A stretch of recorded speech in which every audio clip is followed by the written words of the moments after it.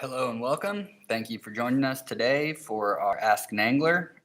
Today we're going to be discussing wet baiting the Illinois River system. So this is probably my favorite course of the year. When we talk about stream fishing, especially on the eastern half of the state, we have the Ozarks and the Washitas, which are clear spring-fed cobble-bottom streams, which are unique in kind of that part of the country.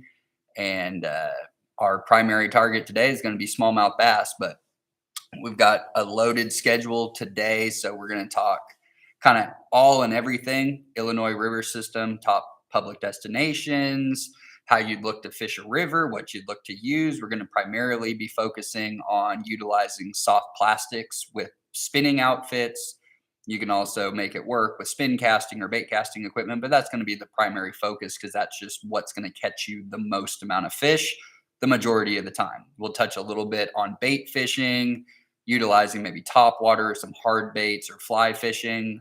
We have a warm water fly fishing clinic or Ask an Angler lined up for next week. So we'll go way more into depth on flies and fly fishing topics in that. So we'll just touch briefly on that today. But what we're going to mainly be focusing on is the floatable stretch of the upper Illinois River. So the Illinois River comes into Oklahoma out of Arkansas and it flows to the west before turning back to the south, and it ultimately runs into Lake Tenkiller. And then below Lake Tenkiller, we have the lower Illinois system, which supports a year-round trout fishery as well as a late spring to early fall striper fishery and other temperate bass. But we're not going to be dealing with the lower Illinois. So we're just focusing on the upper Illinois system, mainly talking about smallmouth bass. And then we'll talk about all the other fish species that you can catch. So to get started, we'll just kind of discuss what you're looking for as far as your setup goes. So like I said, we're going to be dealing primarily with anywhere from like a 1/32 ounce up to about an 1/8 ounce lure weight. So whether that be your jig head or a fixed soft plastic, but most of what we're going to be talking about is going to be soft plastic baits that are either paired with a single hook or with a jig head hook, a Ned head hook. And that's just what's going to get you bit most often. That's what's going to help you catch the most fish. All of these Asking Anglers are meant to be conversational. So at any point, if I'm moving through a topic too fast or you got a question, go ahead and throw them over in the chat bar and we'll address them as they come up. That way we don't have to wait till the end and you might forget what you were going to ask. So with that, let's talk about your setup, what you're looking for when you go fishing. So for the most part, depending on where you're fishing and what you're targeting on the Illinois River system, if we're just talking smallmouth bass, you're going to be looking at fish that are going to be ranging anywhere from 4 to 6 inches all the way up to about 18 inches. Now, the cool thing about the Illinois River system is that, like a lot of our Ozark and Washita streams, we do have a couple of native smallmouth bass strains. The one that you'll find in the Ozark systems is going to be the Neosho bass. And that Neosho smallmouth is a endemic species that only exists within the Neosho watershed. So that's going to include our Ozark streams in the northeastern and east central part of the state. As you go down farther into the southeastern part of the state, we get into the Washita system, and we have a close relative of the Neosho strain, which is going to be the Washita strain smallmouth. Both of those species have evolved to live in kind of the faster flowing clear water streams, unlike the smallmouth bass that were stocked across the state in our big reservoir systems over the years, which is going to be the northern strain, or more commonly referred to as the Tennessee strain smallmouth bass. So the cool thing that we get in the Illinois system is that we've had lots of hybridization between our Tennessee smallmouth and between our Neosho strain smallmouth. So what's ended up happening is over the course of the last 30 years, we get this hybridization. So you end up with these Neosho strain smallmouth that live in this river system, and they don't really attain that great a weight. They might get up to 2, maybe 3 pounds, but their kind of growth rate is somewhere between about 14 and 16 inches. You get a fish over 16 that's a pure Neosho strain. I mean, that is a true trophy, once in a lifetime type fish. The Tennessee strain, They were stocked in lakes because they do better in low flow or no flow systems. So they're able to kind of get into these impoundments, but they will use their tributary systems out of those lakes to go up and spawn. And because they're spawning at the same time as the Neosho or the Washita strains where they coexist, you end up with this hybridization. And with that, you kind of get the best of both worlds. You're going to end up with fish that are going to stay in the Illinois River system as opposed to the true Tennessee strain, which are going to probably fall back into the mouth of the river system and then back into the lake. And that's where they're going to spend the majority of their time. And they only push up the river system in the heat of the summer, move up into the mouth, get a little bit of that cooler water, and then during their spawning cycle. So when we get this crossover, we end up with these fish that can attain greater weights, but are more inclined to live within that faster flowing water. And so overall, we've seen here in the last decade some pretty impressive fish that have come out of the Illinois River system for smallmouth bass, because most of the smallmouth bass that we deal with in the state, when it comes to our Clearwater streams, a 2-pound fish is a really big fish. So within the Illinois system, you now have the potential of catching fish fairly regularly that are going to be in the 3 to 5 up to even 6 or 7 pound weight class, which is a very substantial smallmouth. And that's kind of the allure of going and doing this type of fishing, because smallmouth bass, pound for pound, are thought of as the hardest fighting North American game fish that we have. So even your 12-inch fish are going to fight unlike any other 12-inch fish of any other species that you get. So you start getting into that 2+ pound range, and you're using mostly, you could be using light action equipment, but you're probably somewhere in the medium light to medium action rod with more than likely a spinning outfit. So open face spinning reel paired somewhere between like 4 and 8 pound test. 6-pound test, monofilament or fluorocarbon is going to be a really good happy medium. So if you were just strictly targeting smallmouth bass within the Illinois River system, your ideal setup is going to be a 6'6" to 7 foot medium light action rod paired with an open face spinning reel and 6-pound monofilament fluorocarbon or some type of copolymer line. We're fishing this super clear water, so we want to try our best to keep our line invisible. So braided line is not going to come into play when we're fishing these river systems, because the fish can see that line very easily. Fluorocarbon is typically the preferred line of smallmouth anglers, especially in clear water, because it has the same light refractive properties.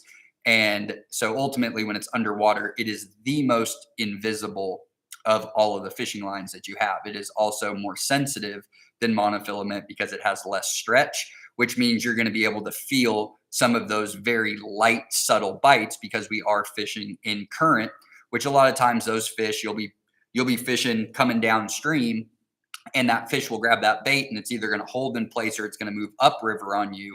And just those little taps within the line are going to indicate bites, especially on this smaller fish or even big fish that are just happen to be sitting in the right place in the current, where they can grab that line for a long time and you don't know that you even have that fish on there. So that's where fluorocarbon really outperforms the monofilament. But either or, you're going to do just fine. The great thing about the Illinois River system, from basically right now, but more so May, June, July, August, September, October, the warmer months, you're going to be able to get out there, wet wade, bathing suits, board shorts, water pants, and then, whatever you need to wade around in the river as far as your footwear goes. Most people, you're just going to wear some, old tennis shoes that you don't mind getting, wet. Those are going to work great. You can also wear river made boots like wading boots or some type of hybrid sandal wading boot. And they make lots of different options. But you really kind of have the whole gambit of what you're going to be able to use when you're out in these locations. So it's great. Lots of public access on the Illinois River, mainly because it's a commercial float area from typically the end of May, Memorial Day weekend through Labor Day is going to be the peak of the float season, primarily on the weekends, but you will have lots of weekday floats as well. Lots of places to lodge, lots of places to camp, and lots of access to the river, whether or not you're floating and doing a float and getting out of whatever your flotation device is, whether it be a raft, kayak, small boat. most of your fishing is going to be done when you're just using your watercraft to be your transportation. So it takes you from run to run to hole, and you work down. When you're on the river system, fishing out of your boat can be cumbersome. You're going to end up with problems, especially when you get in the faster moving water. You hook up into fish and you need to be paying attention to where you're paddling. So most of the time, you're going to be out of your watercraft, wet wading through. The Illinois River runs anywhere between about a foot deep all the way into some holes that are going to be maybe 10 to 12 feet. But on average, you're fishing in water that's going to be 4 to 8 feet deep. So it's perfect with the flow that we get during the summer. Pretty small lure classes, 1/32 ounce, 1/16, 1/8. You can go up to a quarter inch or quarter ounce, maybe even a half ounce if you're fishing down towards the mouth and you're in the really deep, slow moving water and you want to run a bigger bait down along the bottom. But most of the best fishing on the Illinois is going to occur in the upper and the middle section of the river. We also have Barren Fork Creek, which is part of that river system, and it's a major tributary that dumps in down towards the mouth of the Illinois. We also have Flint Creek and Spring Creek, which are two major tributaries, but Spring Creek doesn't have any public access, and Flint Creek has a sliver of public access right off of 412. There's a swimming hole up there, but by and large, the fishable section of that creek is not wadeable because you're on private property. So most of this is going to focus on the upper Illinois and the Barren Fork. And those are areas where you're going to have public access where you can actually get out, wet wade, be in the stream bottom, and you're perfectly legal to do so. So with that, like I said, we're going to be focusing primarily on soft plastic baits. That's what's going to get the most bang for your buck. You're going to catch the most amount of species. You're going to get the most amount of bites. And we'll go through kind of what those top lures are, what you'd look to, when you'd look to use them, how you'd look to use them, and what you're looking for when you're actually on the river, and what you're looking for as far as areas to target us, particularly for smallmouth bass. So before we get into that, we'll just touch a little bit on some of the baits that you might look at using. They're going to be effective. You're going to find some fish, but they pose problems just because of their designs. So that's going to be your hard baits, your jigs, your top water lures, things that are going to have treble hooks on them, where you might get snagged and hung up more often, but you might find some success. So we'll just quickly go through those, and then we'll get into the bulk of what we're going to talk about, which is going to be the soft plastics. So as far as your hard baits go, you have a few different options. You have your build crankbaits, your lipless crankbaits, your jerk baits, all of which are going to find fish. The problem is that when you're fishing in a river and you have that current, you need to be able to, for most of those baits, you got to get them underwater. So with the build baits, sometimes they're not going to fish as well when you're bringing them through a deep run or a quick riffle section, just because if your cast isn't perfect to where you need to be able to get tension with that build bait to make it dive, but also keep it up out of any laydowns or debris, or just banging it hard enough that it gets down into the bottom. It's just not really going to be the most ideal bait. Now, when you get down towards the mouth of the Illinois, especially around like Horseshoe Bend, that's a big public access area. That's an opportunity where you can throw build baits. You can throw lipless crankbaits like rattle traps. You can throw those big jerk baits or any type of like sinking or suspending type hard baits. That's going to be the place that you might find some more success. Multi-species, you're likely to get into some largemouth bass, spotted bass, drum, and you just have that deeper, slower moving water. It's mostly cobble bottom through there. There's going to be some snags that are going to be down on the bottom as wood and other things get pushed down during flood season. They will find their way to kind of settle down once that water current really slows down, once it's basically at the lake. But that is going to be the area, especially at this time of year, mid to late April, early May, when those biggest Tennessee strain fish that live in the lake or live near the mouth of the river, that's when they're going to be at their most active, pushing up for their spawn. So down there, throwing bigger profile hard baits, spinner baits, buzz baits, big topwater baits, you might find some success with that. But by and large, the majority of the river system in the Barren Fork, there just really isn't a need to throw those hard baits, especially if you're throwing them in areas where it's either too deep, too far away from you, if you get snagged up with those treble hooks, you don't have the opportunity to get that lure back. And your hard baits are always going to be your most expensive bait. So you're always better suited with cheap jig heads, cheap soft plastics, fishing down towards the bottom. You can get them hung up.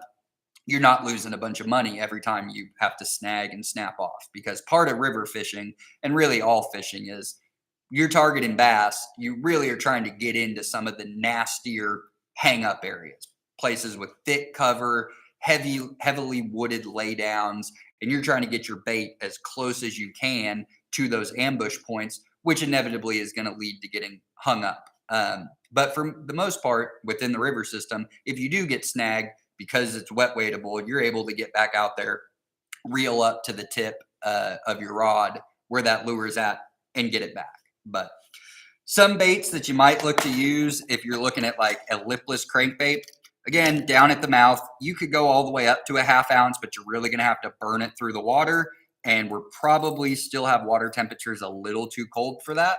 So you might want to size down, looking at like an 1/8 ounce bait, something in a shad profile, crawfish profile, sunfish profile, and something like this. This is going to be plenty. It's 1/8 ounce. You're going to be able to cast it a long ways, and you can allow for it to sink, and you can kind of control your depth based off of your retrieve speed. So starting off with as slow as you can roll it in, with keeping it up off the bottom where you're not either feeling banging into the bottom or coming back where your treble hook ends up with grass or weeds or whatever there may be down on the bottom.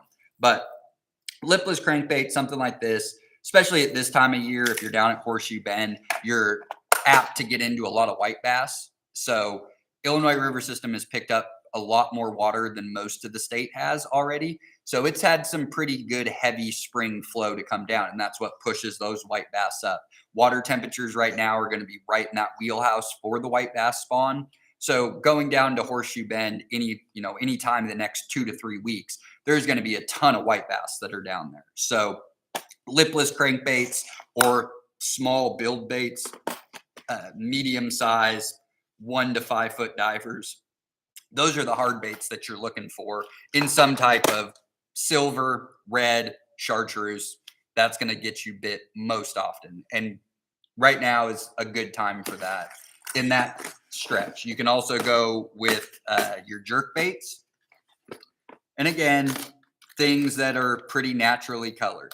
Purple back, black backs, baits like these are going to be really good for smallmouth, but they're also going to get you hooked up with lots of white bass, hybrid striped bass that may be in there.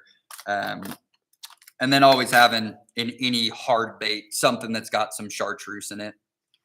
So chartreuse back, silver body, little red head on it. But that's basically what you're looking for in a hard bait, whether it be a lipless crankbait, build bait, something in a sunfish pattern, especially for your bass species, but for your temperate bass species, crappie, anything else that might be down there around Horseshoe Bend at this time of year looking to spawn, shad patterns, sunfish patterns, chartreuse patterns. You don't really need to get any more in depth than that, and you're going to find some fish with that. Now with topwater, we're kind of coming into that topwater phase. A lot of topwater fishing occurs once we get into May. You start getting our shad and our minnow species that are going to go into their spawning cycle. So you're going to have a lot of bait that's getting pushed around by predator species, gets them closer to the surface. Early morning hours, late evening hours, those are always going to be the best times to use topwater lures, whether you're fishing a river system or a lake. That's just always going to be kind of your low light hours where ambush predators will come up closer to the surface and look to get surface strikes. And in that case, when you're fishing in current, if you're down at Horseshoe Bend, you don't have a lot of current. So you get a lot more options, poppers, pencil poppers, buzz baits, things that you can kind of run on a straight line. As you get up into more of the current, as you move upstream, if you're on Barren Fork, anywhere where there's any type of current, you might elect for more like a propeller bait or a walk the dog type lure. So something like a walk the dog lure is going to be something like this. Doesn't have a lip on it or a plug. It doesn't have anything off of the back. It doesn't have any feathers. It doesn't have any propellers, any blades, anything like that. And all this is meant to do is you just cast these straight cross current, maybe a little bit upstream in that faster moving current. And all you're doing is either just taking a quick reel and it's going to turn it, or reeling as you're popping the rod tip, either horizontally or in a downward motion. And each time it catches the line, it just moves it across the water like this. And it looks like an injured bait fish. As we get later into the summer, it could be a terrestrial, lizard, snake, frog, anything like that that's going to move across the top. But when it comes to smallmouth bass fishing, you're going to be best served in that moving water with baits like a walk the dog lure, or something that's got some type of propeller on the back that you can just straight reel in. Very subtle profiles, not making a ton of noise. It's not to say that with, pencil poppers, big open lipped poppers like these, got the popping mouths on them.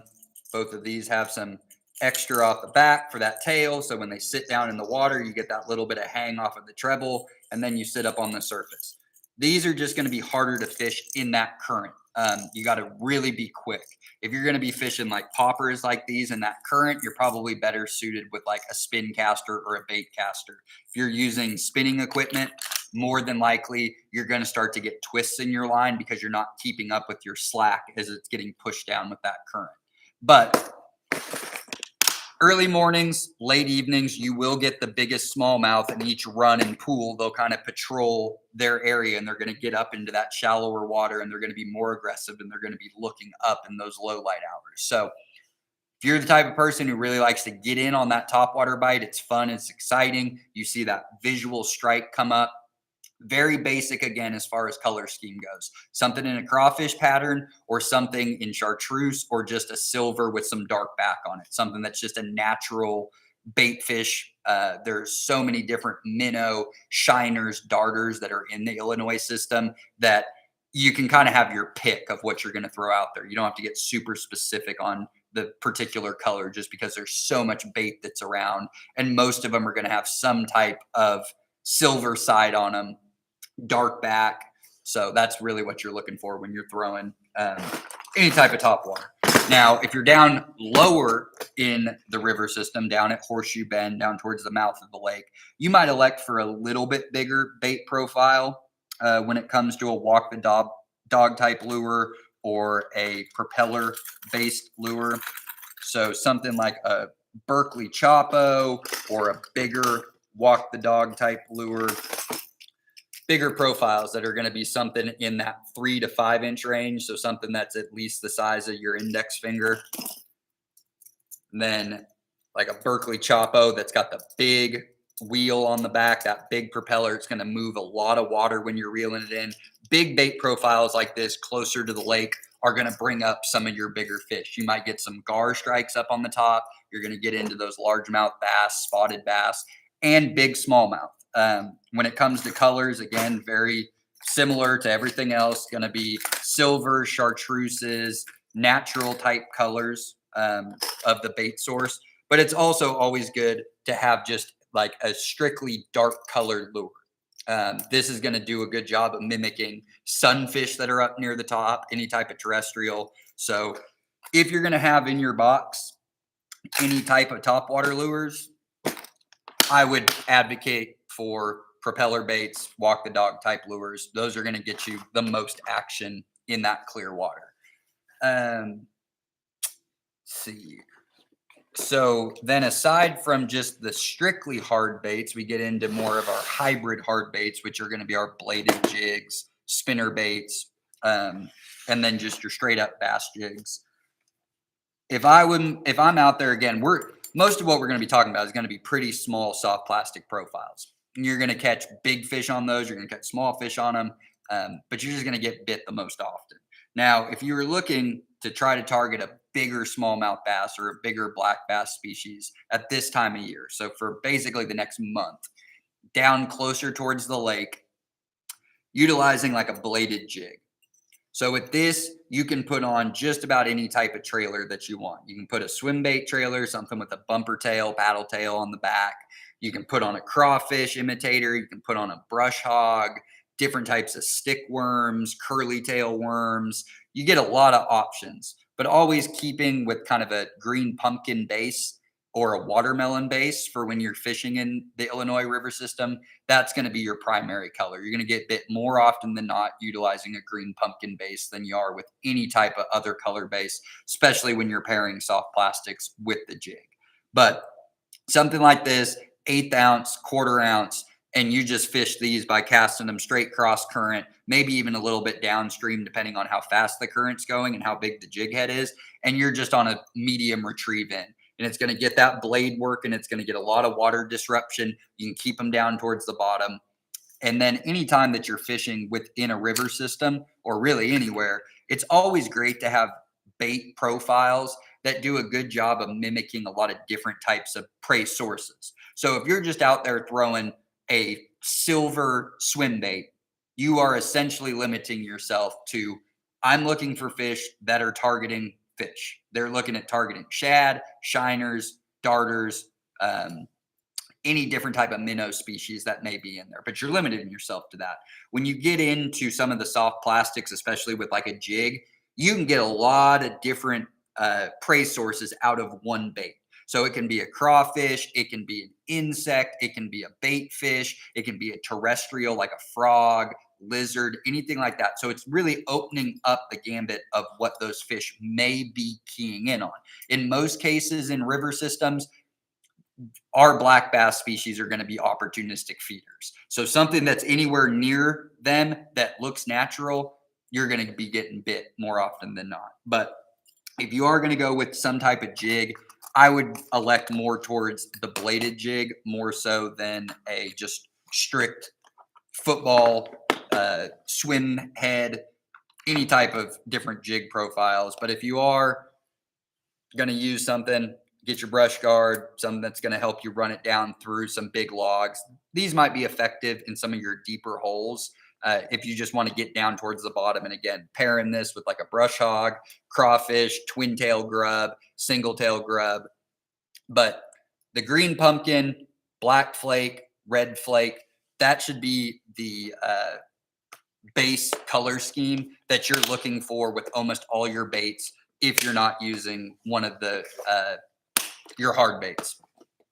You're going to be using hard baits. If you're not going with some type of sunfish pattern, then you're sticking with your silver chartreuses, purple backs, something like that. That's going to get a lot more of that bait fish imitation within it. But everything else is really going to be kind of keyed in to that green pumpkin base. So with that, let's move into the bulk of what we're going to talk about, which is going to be your soft plastics. And we're going to talk about all of the Illinois system.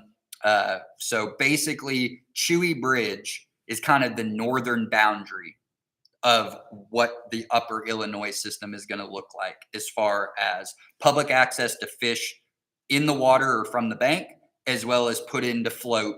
And then you have lots of different float options, all day floats, half day floats, lots of public takeouts from the lake all the way to Chewy Bridge. And then you have lots of float outfitters that you can take a rod in with that and just utilize one of their rafts that way. Or you can pull your car up, go to one of the public access sites, wade up and down the river, and just kind of move yourself down along the river with your vehicle, as opposed to utilizing your watercraft that you might use. So if you are down towards Horseshoe Bend again, you might be inclined to use a soft plastic that is more of a swim bait style bait. So something with a bumper tail, boot tail on the back of it. Two basic color schemes that you'd be looking to use. Always just a pure white. The ribbed ones these days, something like this. And then your blueback with your kind of chartreuse underbelly. Those are going to be your two, if you're looking to just use a swim bait, especially if it's a soft plastic that you're pairing with a hook. It didn't come as a pre-molded swim bait. These are going to be your two most opportune color schemes, which is going to be your white and then your kind of blue gray back with that underside that's more of that chartreuse. This does a great job of mimicking our two shad species, our threadfin and our gizzards. And then your strictly white, silver, pearl, anything with some flakes in it, black flakes. These are going to be your two best that you get. Now, swim baits today with the technology, you get all this ribbing that goes through it along with the tail. So you're creating a lot of activity in the water. You're displacing a lot of water. It's going to get fish's attention. And because we're in a clear water stream with stuff like this that isn't natural, that they can kind of key in on, you are going to fish these at a faster pace. Now, if you were to rig something like this, you have a few different options. You could rig it weedless, something like a Texas rig, where you're going to take an offset hook, something 3/0 up to maybe 5/0, and you would just take something like this, go right in the nose of the bait, come out the belly, work it up the hook shank. It'll turn when it gets up to the top of the collar, goes right up over the eye hole. So you would already be tied on with your line. And then you're just going to work that hook point down through the bottom side of the bait and then up through the back. And then we can make it weedless by just pulling the soft plastic just a little bit forward and then slide it right back onto the hook point. And then you can run this through all different types of structure, but you might pair something like this with a bullet weight if you're not just going to strictly put it on a jig head. Now, these swim baits in particular are 3.5-inch swim baits. They're going to require a little bit longer jig head than what you're going to get out of like your standard minnow head or ball head jig, which are going to look like this. And they're going to have that shorter hook shank. So with some of these baits like this, you might elect for getting more of a specialty jig head, just because if you were to work this all the way up, it's going to leave a lot of that bait profile back behind the hook point. So that's 3/4 of the bait is back behind your hook point. And if you ever watched one of these Asking Anglers before, I am a big advocate on any species you're fishing for. The smaller the bait profile you can use, the closer you can get the hook point to the back of the bait, the more bites are going to turn into successful hookups, which is going to turn into more landed fish. So just something to think about if you are going to be using any type of soft plastic, especially swim baits, where you're pairing that hook up and where is that hook ultimately coming out. And that's where your offset worm hooks, extra wide gap hooks, something like this, your hook point, you're going to get a little bit more of that bait back. You're going to be back half, and but you're pairing it with the bullet weight. And in those cases, when you're in the river system, you probably want to be able to peg your bullet weight. You're going to want to fix that so it's not sliding up and down your line, because what's going to end up happening is you're going to be pulling it through debris, pulling it through current, and your weight's going to be sliding up and down your line, and it's going to be working against how your bait's trying to work. So that's also something to think about. But again, everything we've talked about to this point is really just if you got it in the tackle box, if you're looking to try something, those are things that are going to catch fish. They're more than likely going to be targeting specifically bigger fish, but it is not going to be your most effective bait choices. It's not going to get bit most often. It's just more than likely going to draw up some bigger fish when you do get bit.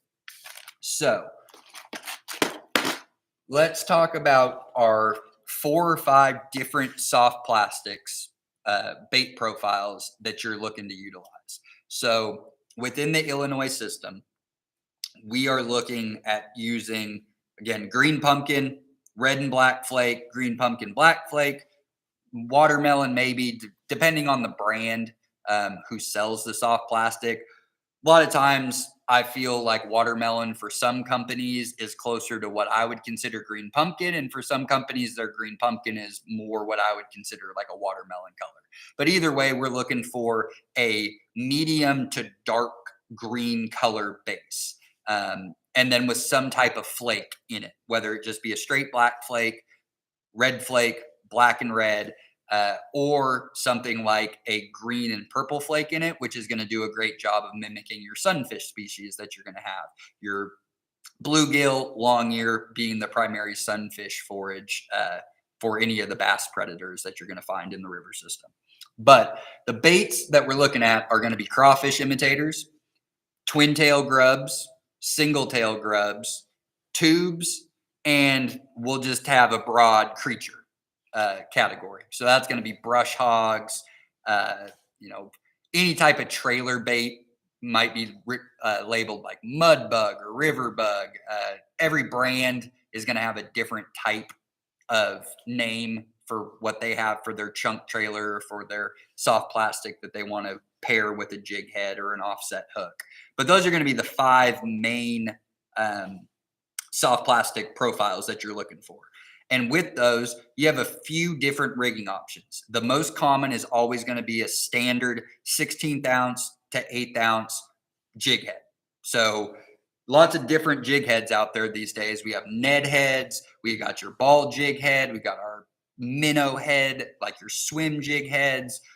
We have specialty jig heads, things that come with more of like an offset hook, something that looks like this, where you have that basic ball head, but then you have more of like a bass style hook shank back there. Gives you a little bit more option, especially with those smallmouth bass that are going to go airborne. They're going to be zigging and zagging. When you use just the basic standard, either painted or non-painted ball jig head, where the hook point is coming back parallel with the hook shank, and there's not really a lot of gap in between, those smallmouth bass, more often than not, are going to find a way to get that out of their mouth before they get to you, especially the bigger fish. They're going to go airborne on you. They're going to go up. They're going to create slack in your line. So any advantage that you can get with some specialty style jig heads, especially ones with bigger gaps in the middle, you just get better hook sets, tend to keep that fish a little bit more in control with your rod tip. But with that, let's go through all of our different boxes we got here with our different types of baits. So here is one that's going to have a combination of kind of creature baits and crawfish imitators. So again, lots of dark greens in here, and then some blacks and blues, some blacks and reds, but very dark color profiles. So anytime that you're dealing with clear water, which is the Illinois River system, especially when it's not in any type of flood stage, anytime where you have good light penetration into crystal clear water, you're going to have fish, especially prey sources, that are going to be very colorful, very dark bodied. And what that does is, from avian predators, they want to have a real dark back to them, because when anything is looking down into the water, it helps them blend with the bottom of the stream bed. They'll usually have a lighter underbelly, so when they're up and they're trying to avoid predation from below, whether it be fish or turtles or whatever, it's going to be a lighter underbelly, because when they're being viewed from below, that lighter belly is going to blend in with the sky, so what's above it. And when we're in the crystal clear water, you're just going to get so much more coloration in the fish, from all of their banding, their stripes, their speckles, whatever it may be. It's going to be so much more vibrant than what you would find in water that is either really deep water, stained water, turbid water. Those fish are going to be lighter because they're not getting the sun penetration. And just like people who we get tan when we're in the sun, fish do the same thing. The more light penetration that they get, the more vibrant colors that they're going to have. So always sticking with those darker colors. Now, every brand that's out there of soft plastic is going to have some type of crawfish imitator. It's going to have some type of creature imitator. It's going to have trailers that are going to have dual appendages or multiple appendages on them, like a brush hog or baby brush hog. And with these, most of these, you're going to be looking to fish with jig heads. So these soft plastics, something like this, they're going to come with that little piece of plastic still connecting your pinchers. So those little pincers, when they come up like this, you can just break that like that, and you're going to get more action in the water. You're going to have those appendages going in different directions. And things like these are going to be best when they're paired with a bigger jig head. The Ned heads are great. All the rage in Midwest fishing and stream fishing now are these Ned heads. And the thing about the Ned head that's unique is that it's weighted to sit upright. So it'll stand up. So when it's down on the bottom, whether you're dragging it along the stream bed or hopping it, when it falls, it keeps your bait profile higher up in the water column. Whereas if you're using something, any other type of jig head, whether it be a minnow head, round ball head, these are going to be more like this along the bottom as you're dragging them. You'll still get a little bit of a turn up on them, especially when you're moving them, but they're going to rest more towards the bottom, which means you're dragging those appendages right along the bottom. If you've ever watched crayfish when they're in the water and they're swimming, they're using that tail to kick and they're going upstream and they're kicking and they're kicking, they're going to be more at an upward angle. Same thing with bait fish. When bait fish are feeding down along that stream bed, they're going to be more in at a 45 to 60-degree angle as they feed across the stream bed. They're not going to be in this type of profile.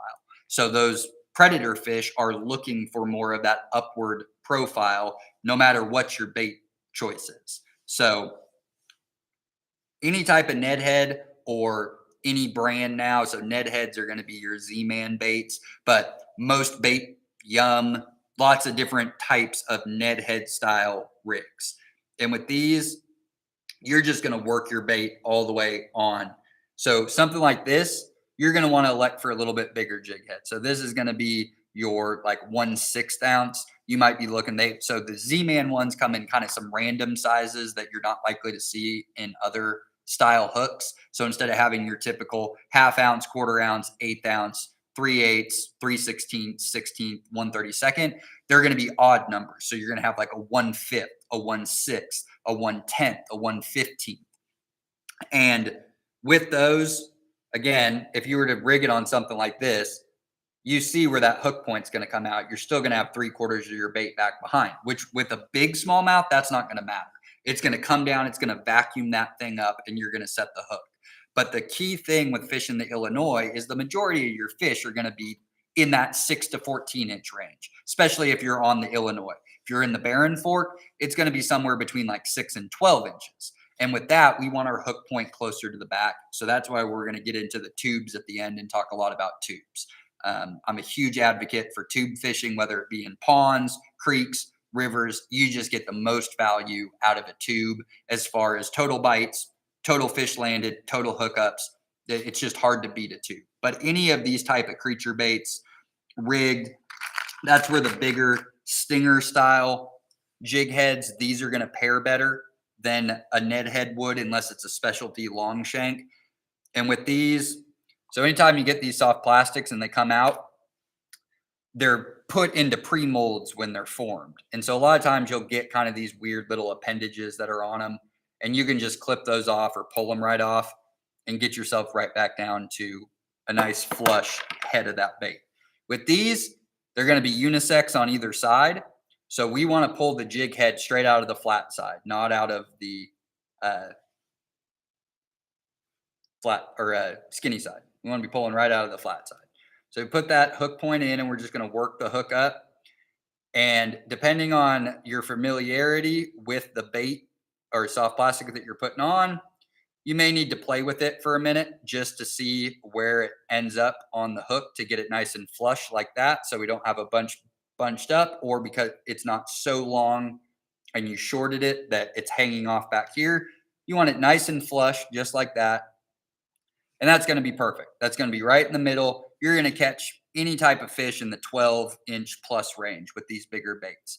And with these, anytime we're fishing the creature baits, where I would look to use like a big twin tail grub, skirted twin tail grub, creature bait, brush hog, something that I really want to get down a little bit deeper. It's a heavier plastic because it's a bigger bait profile. It's going to be in that 3 to 5 inch range. And then paired with like an 1/8 ounce jig head, that's going to be fine for most of the Illinois and especially for the Barren Fork. But if you do end up coming up on a hole that's maybe got a big log jam, or it's got kind of nice cobble that dips in, you see a lot of activity in the water, you may up for like a 1/4 ounce. But with these, I want to drag these along the bottom. So in almost every instance when I'm fishing a creek or river, whether I be fly fishing or using spinning equipment, I'm always trying to approach the river from downstream. So when I'm making casts 45 degrees upstream, or if it's low flow or it's kind of an eddy or something like that, I might be casting just straight perpendicular with the current. With these bigger bait profiles, the ones with the dual appendages, things that you really want to get down on the bottom of the stream bed, this is the one instance where I will fish downstream up. So when you have, and the Illinois system is a pretty classic river system as far as your different components of the river. So your pool, so you'll start off with a section of river. The section of river is going to start off with your pool. So you're going to have a shallow riffle section that's going to come in to either a turn in the river or some type of natural impediment, some barrier that's there. It could be log jams, tree down, big concrete slabs, big bends in the river, anything that kind of forces a lot of water to one place. What that's going to do is over time, it's going to dig out the bottom of that stream. So you're going to come in from really shallow water, going to dump into a big pool, and then that's going to turn into your run. So what you're looking to do is you're fishing from up on that riffle side. And what you don't want to do, especially when you're wet wading, is you don't want to throw a bunch of sediment down into the hole. So if you stand directly upstream and walk across all that shallow bottom and you're kicking up and you're making a lot of disturbance as you're going in, you're going to notice that you have a big dirt slick or something that's pulling into that pool. That can spook fish. They know that there's something in the water, flood, anything that's going to, make them a little bit uncomfortable. So you want to try to be able to position yourself where you can cast straight downstream into that pool with disturbing as little of the water that's going into that pool as possible. Sometimes you can do it by just very slowly walking out there. You might kick up a little bit, but it's not so much. If you're dragging your feet or you're really kind of grinding into that cobble bottom, you're going to be kicking up a lot of sediment and you might spook a couple of fish that are sitting right there in that perfect area. But when you do get into position, we're looking to cast straight downstream. This is where it is important to have your depth right. So that could be an 1/8 ounce jig head, 16th ounce jig head, 1/4 ounce jig head, but you want to be able to throw that thing down into the pool and let it fall all the way to the bottom. And you want that weight in whatever current is coming through. Your weight needs to be strong enough to keep it either directly on the bottom or at least in the bottom third of the water column. And you have a couple of different ways that you can fish that bait back into you. You can just keep your rod tip up high. And if you're maintaining contact with the bottom, especially with the heavier weight, you can just slowly retrieve it. And a slow retrieve is going to look just like that crawfish or that bait fish that's moving across the bottom. And it's just going to be kicking up a little bit of sediment down on the bottom. That current's going to lift these appendages up into the air. They're going to be flapping around, and those fish are going to come down. They're going to pick it up right off of the stream bed. You can also jig it. So you cast it out, let it fall straight down to the bottom. And all you're doing is basically going from taking your rod tip to be parallel with the water. So call it 3 o'clock straight out in front of you and slowly lifting your rod tip up to 12 o'clock. And once you get to 12 o'clock, let it fall. So you get to 12 o'clock, point your rod tip right back down at the water, pick up your slack, do it again. And all that's doing is it's taking this bait and it's picking it up and it's fluttering like a crawfish or a bait fish, scurrying away unsuspectingly. And then it falls back down to the stream bed. You get all that action. You got these ribs. You're displacing a lot of water. You're going to get some attention. And most of those hits are going to come as you're slowly jigging it up. In those cases, it's going to feel like you snagged something, especially if it's a bigger fish, because you're straight downstream. You're tight to the top of your rod tip. It's going to be pretty unmistakable what got you, because it's going to be just slack, slack, slack, slack, bam, just a heavy, you feel like you snagged something, and you're going to set that hook and then your line's going to start moving. Or they're going to hit it when it's back coming down on that fall where you don't have any contact with the bait. That's where fluorocarbon or a copolymer line is going to be your best friend, because you might feel that just subtle tick in the line. Something as it's falling back down, you don't really feel it on the rod tip. You just either see your line kind of jump or stop, or you'll feel just the slightest little tick down in the reel because that line is so sensitive. But any of these different types of baits, lots of different creatures. So this is more of a fat body style crawfish. This is more of a skinny style crawfish, but we're sticking with these similar colors. Our watermelons are green pumpkins and some type of red and black flake, black flake. So here's a green pumpkin with just straight black flake. This is good for all the Ozarks. So whether you're fishing the Illinois system, over in Missouri, over in Arkansas, down in the southeastern portion of the state, this is going to be a go-to color with either just a straight black flake or something that's coming with that red and black flake along with that green pumpkin. But some off colors are going to be something that's got more of the purple and the green flake in it. So you're going to get some value out of that. it's going to mimic the similar colors of our sunfish species that are going to be in the water. And then always having, a dark color, something that's black, red flake. That's also going to be a dynamite color scheme. Lots of people use black and blue for your black bass, smallmouth, largemouth, spotted bass, things like that. I don't have nearly as much confidence in black and blue color schemes as I do in the darker color profiles, the green pumpkin or a black with red flake in it. That's really what I focus in anytime that I'm fishing for black bass in the state. But all these you would rig the same way. So with some of these crawfish, you'll notice that they kind of have, might be hard to see, but they have the little eyes right here. So in that case, where they design the bait to where it kind of has an up style on it, where they put eyes on it to indicate that that's supposed to be the top of the bait.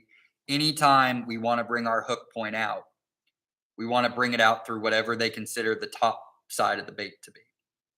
So with this crawfish, that's going to be the side with the eyes on it. Again, nice and flush all the way to the back where the hook turns. We could have even probably gone a little bit farther towards the nose, but the eyes are on that front side and we're coming out right through the flat. And you're going to rig all these soft plastics pretty much the same, whether it be the creature baits, the crawfish imitators, stick worms, using just a jig head and running it all the way up the hook shank where you're either halfway back on the bait or back third, fourth, or quarter of the bait. That's going to be the best place to be rigged up on. So straight creature baits, going to be our brush hogs that we got. Things like this, lots of appendages on them. Here's a green pumpkin with the red and black flake. We've got the appendages off the back. We've got the flappers off the back. We've got the arms. So again, you get a lot of value out of a bait like this. This could be a lizard. This could be a sunfish. This could be a crawfish. Lots of different appendages. Great, good color scheme that you're going to get out of it. When we are in the eastern streams, though, we do have our long ear sunfish. So you're going to get a lot of that orange profile in the water. So here's our green pumpkin. Here's more of kind of a root beer green pepper flake. This is also going to be a very good base color. So any soft plastic that you get in the Illinois system, or really any of our clear water streams when you're fishing for bass, these are the two colors you're looking for. If these are your two bases, you're going to be getting bit all day long. You're going to get a lot of hookups. And then some alternate colors, a June bug, and then more of a watermelon or green pumpkin with that kind of iridescent bluegill pattern that goes through it. So those will be kind of the two alternate colors to look for. But again, brush hogs and any of these type creature baits, unisex. So we've got the flappers on each side, which are going to be kicking out as you pull through. You've got the curly side of this typically pointed in one direction. So if you do have something where you have a curly tail on the back, you want to be bringing your hook point down that flat side, so not on the appendage sides, straight off of the back. And you want to be putting that hook point in the same direction that tail, if it's curly like this, you want to be coming off that side.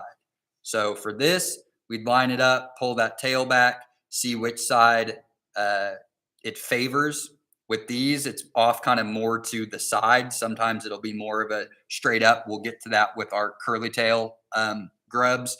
But with this, again, like the creature baits and the crawfish baits, you're just going to pull it out either flat side. It's going to be more of a unisex type bait again.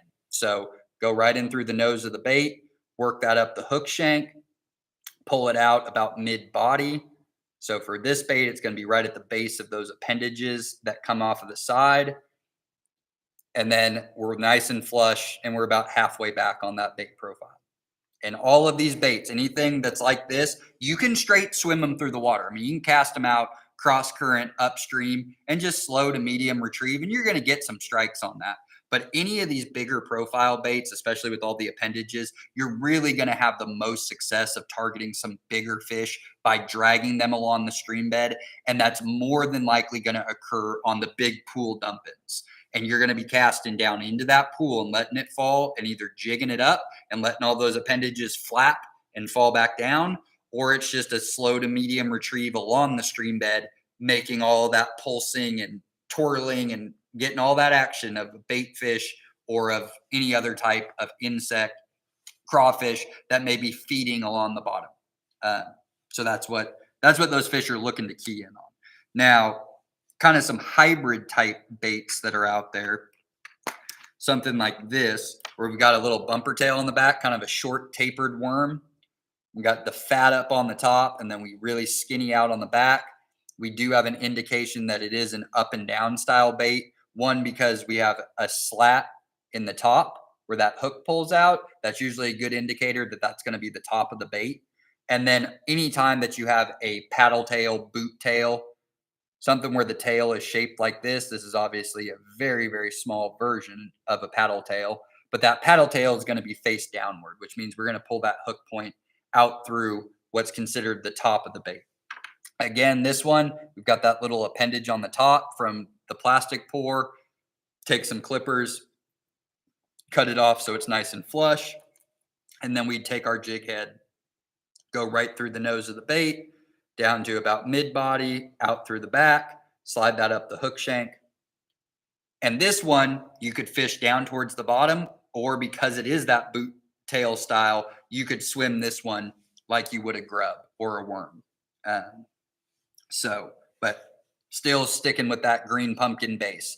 And this one is more of a bluegill style imitator. It's got that, anytime you see that purple and green flake, that's really what it's looking to key in on, is those sunfish species. If you've ever held the sunfish out of the water in the sunlight and you flick it back and forth, just like turkey feathers, you see that kind of gasoline iridescent shine in them. And that's what that green and purple flake is for. So any bait profile that you see in a green base or similar colored base with those green and purple flakes, that's what it's really trying to key in on, is going to be the sunfish species. Let's see. So some more crawfish type imitators, and then our skirted twin tail, which is good. We'll talk about that. So here's a box. Again, lots of green pumpkins. Got our kind of root beer flake color over here, and then our real root beer color flake right here. And this is going to be a Chompers skirted twin tail. So you're going to get a lot of action out of this thing. So anytime you have the twin tail grubs. Now, twin tail grubs are a killer of big bass in the Ozarks. So whether that be in Missouri, Arkansas, Oklahoma, your twin tail grubs are going to find you, especially these skirted ones like this. You're going to find some of your bigger fish with this style bait. This is a really good bait, and you can fish it in a few different ways. Again, with a jig head, we want to come out the flat side, so our appendages are to the side. We don't want to be coming out on the side where the appendages are at. So go right through the nose, come out mid-body, work that up the hook shank. And with this is going to be your true killer of casting into those pools. Dragging this down along the stream bottom, jigging it up, allowing it to fall. You're going to get the pulsing on the front with this skirt, and what that's imitating. So when this is in the water, it's all forward right now. But when we have current and we're in the water, all these appendages are going to come back to the body like this.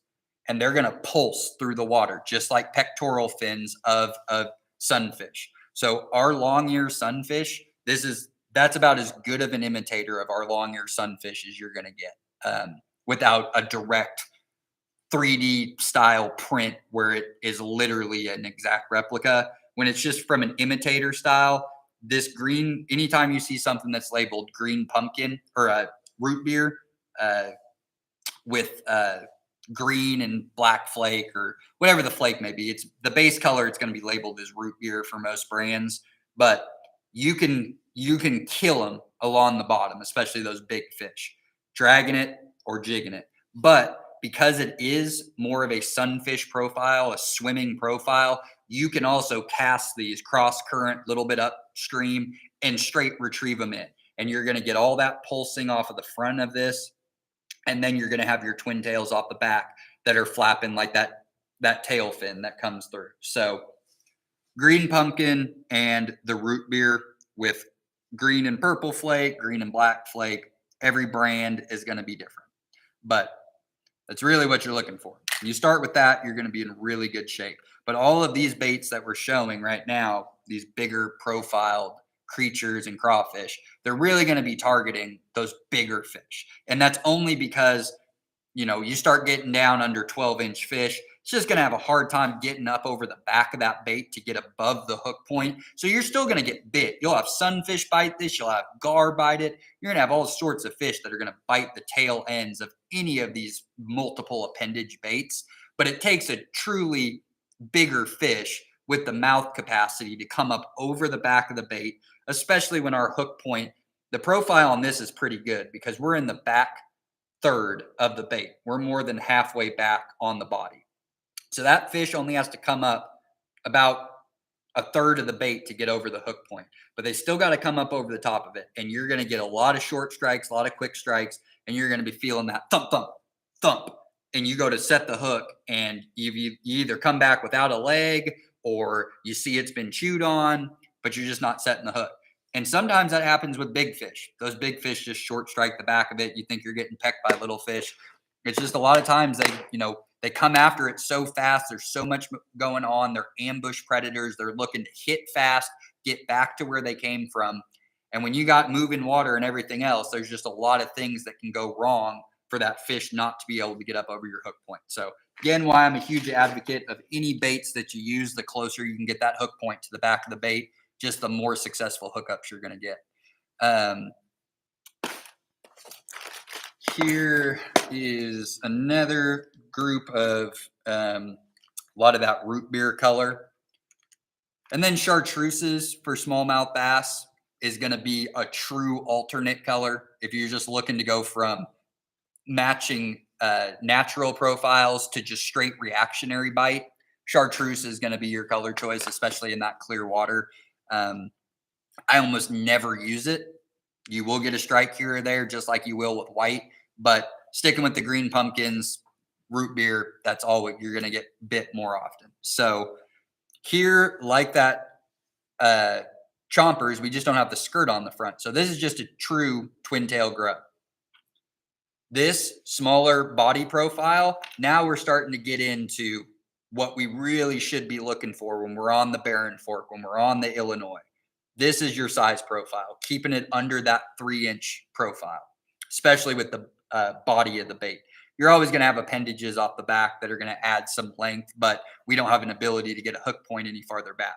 So something like this is going to work great with any of the Ned heads, whether it be a 1/5 ounce all the way up to the 1/15 ounce. And with these, down the body, out through the flat side, just like that. Again, we're in the back third of the bait profile. This one is really going to allow you to drag across the bottom, and it's going to stand up. And you'd fish this either pulling it straight through the water column, dragging it down along the bottom, or just hopping it. But that's going to be a killer as well, just like the skirted one, but you get a little bit smaller body profile. You're going to find these mostly in 2 different brands. If you go to a big box retailer, you get to a Bass Pro or a Cabela's, they will, Bass Pro, it's like their XPS series of soft plastics, and it's going to be labeled root beer, green pepper flake. It's going to be a little bit, it's going to have a lot more flake in it than like a Fat Albert or like a Chompers would. So here is a root beer. Do we have a single tail? No, just twin tails. They do make that. I don't have any of the single tails. But anyways, here's a Fat Albert grub. So this is going to be a Zoom Fat Albert. This is what they consider root beer green pepper flake. This is a Bass Pro XPS series.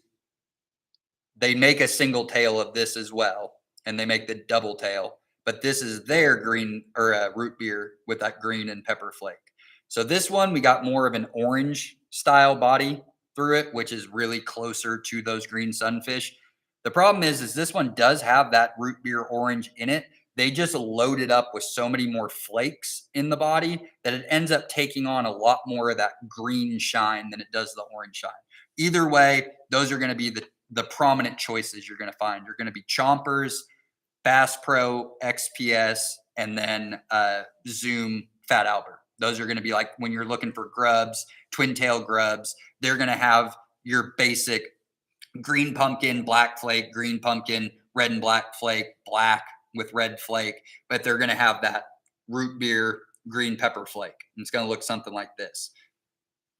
These twin tail or the single tail grubs, with these, you can use a swim type head. You could use a Ned head. You could use the kind of the stinger type hook head.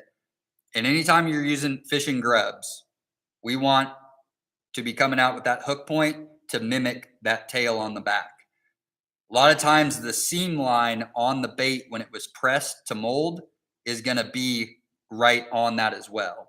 But you go down through that and we'll work it to the middle part of the bait, back third, depending on the hook shank. And we're going to pull it out right on that seam line so that when it is up on the shank, the tail, when you hold it up, mimics the hook point. These are meant to be swam. So this is not something that you're dragging down along the bottom. This is something that you're casting out either straight cross current or 45 degrees upstream, casting it towards the far bank. And we'll talk about here in a minute of like, once we get through the baits, we'll talk about where you're looking to target. Where are the smallmouth going to be sitting? Where are some of the other fish species? Where are they going to be? What types of the river are they going to be sitting in? But when we get to that, just know that when you're fishing any of these types of baits, the twin tails and the single tails, you can get away with just swimming them in. Slow to medium retrieve, keep them up off the bottom, and just bring them back towards you. Understand that all predatory fish, especially in moving water, are going to be oriented faced upstream. They're looking for food that's getting sucked down. A lot of their diet consists of bugs. Need a lot of insects, insect larvae, nymphs. That makes up a pretty good portion of their diet, as does crawfish, and then bait fish, things that they have to work for. But with these, cast them out, retrieve them in, does not get any easier. If you're the type of person who wants something, you don't want to think about it, you just want to be casting and retrieving all day long. Cast out, reel straight back in. Cast out, reel straight back in. Single tail grub is for you. That is going to be anywhere on the Illinois, Blue River, southeastern part of the state, Missouri, Arkansas, Tennessee river system, something like this, 3-inch grub. Fat Alberts are usually a pretty good one, but you're going to find all different brands that have single tail grubs. And keep them with the green pumpkin or that root beer flake. That's going to be your best bet. That's casted and retrieved. You're going to get lots of bites. You're going to catch fish all day. You're going to catch a lot of different size fish. Let's see.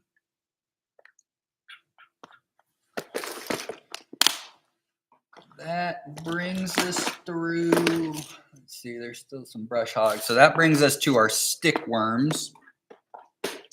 You got a few different options with your stick worms. You can fish them on a jig head. You can fish them on an offset hook. You can fish them with weight. You can fish them weedless. You can fish them wacky rigged. But you get a lot of value out of your stick profile baits. So with those, we are looking at, again, some type of green pumpkin or darker base color. I prefer the smaller sizes. Most of what we'll talk about when we get towards the end of this are going to be real small profile baits, and you're going to catch more fish on those. You'll get bit more often. But when it comes to your stick bug select or stick worm selections, you're going to have all different sizes, but you really are looking at more the 4 and 3 inch profiles as opposed to like the 5, 6, and 7 inch profiles. So something like this is going to be a Yum Dinger. And this is going to be that bigger size profile. This is going to be that 5, 6 inch profile. Then we've got another Yum Dinger, green pumpkin, red and black flake. It's going to be more in that 4 inch profile. And then this is a Bass Pro stick worm, and this is going to be that 3 inch profile. So we end up with worms that 3 different sizes. Higher up you go, less weight you got to use. It's going to kind of pulse down into the water. But bigger baits, bigger fish, but only bigger fish can get it. So you're going to eliminate a lot of bites. So with something like this, we can go weedless. You can fish it with the bullet weight, but you can put this right on and make it weedless to start. Popped out. And with these yum dingers, they got the little slit on the top side to let you know that that's where they want the hook point to come out. And then we can make it weedless, just slide that soft plastic up, let it slide back. Then it's like this. In the Illinois River system, this bait is heavy enough that you could throw this out weightless. Cast it out 45 degrees upstream to the far bank, let it just fall into the water column. You could slowly retrieve it. You could give a couple reel turns and then stop. And the back of this tail is just going to be whipping in that current. And it's basically like fishing a streamer in fly fishing, where you're casting it upriver and you're essentially letting the river do all the work for you. So as you're working it back towards you, this back half of that bait is just getting all sorts of action. And because of the soft plastic and no weight on it, it's just slowly going to be falling down into the film as it moves parallel with you. And then it starts to get just downstream of you. Once it gets downstream, if you haven't bit by then, especially if you don't have any weight on it, just quick reel it in, cast right back out, do it again. Most of these baits, that all of these ones, we're really looking at casting a little bit upstream or perpendicular, straight out from us with that perpendicular to the current, parallel to us. And you're just allowing it to slowly fall down into the film, and you'll see fish come up and grab it. It's also effective with like a fluke, and we'll talk about that in a second. But you can also wacky rig these. You could do it on just a big offset hook like this if you wanted to. Go right through the middle of the bait profile, pull it out the side, throw it out like that, 45 degrees upstream, straight cross current, let it fall down. You can use what's labeled as a wacky rig hook. I like octopus hooks. That's for drop shots and wacky rigs. I prefer a wide gap octopus hook. My hook point is parallel with my hook shank, which means I get really good action into the roof of the mouth.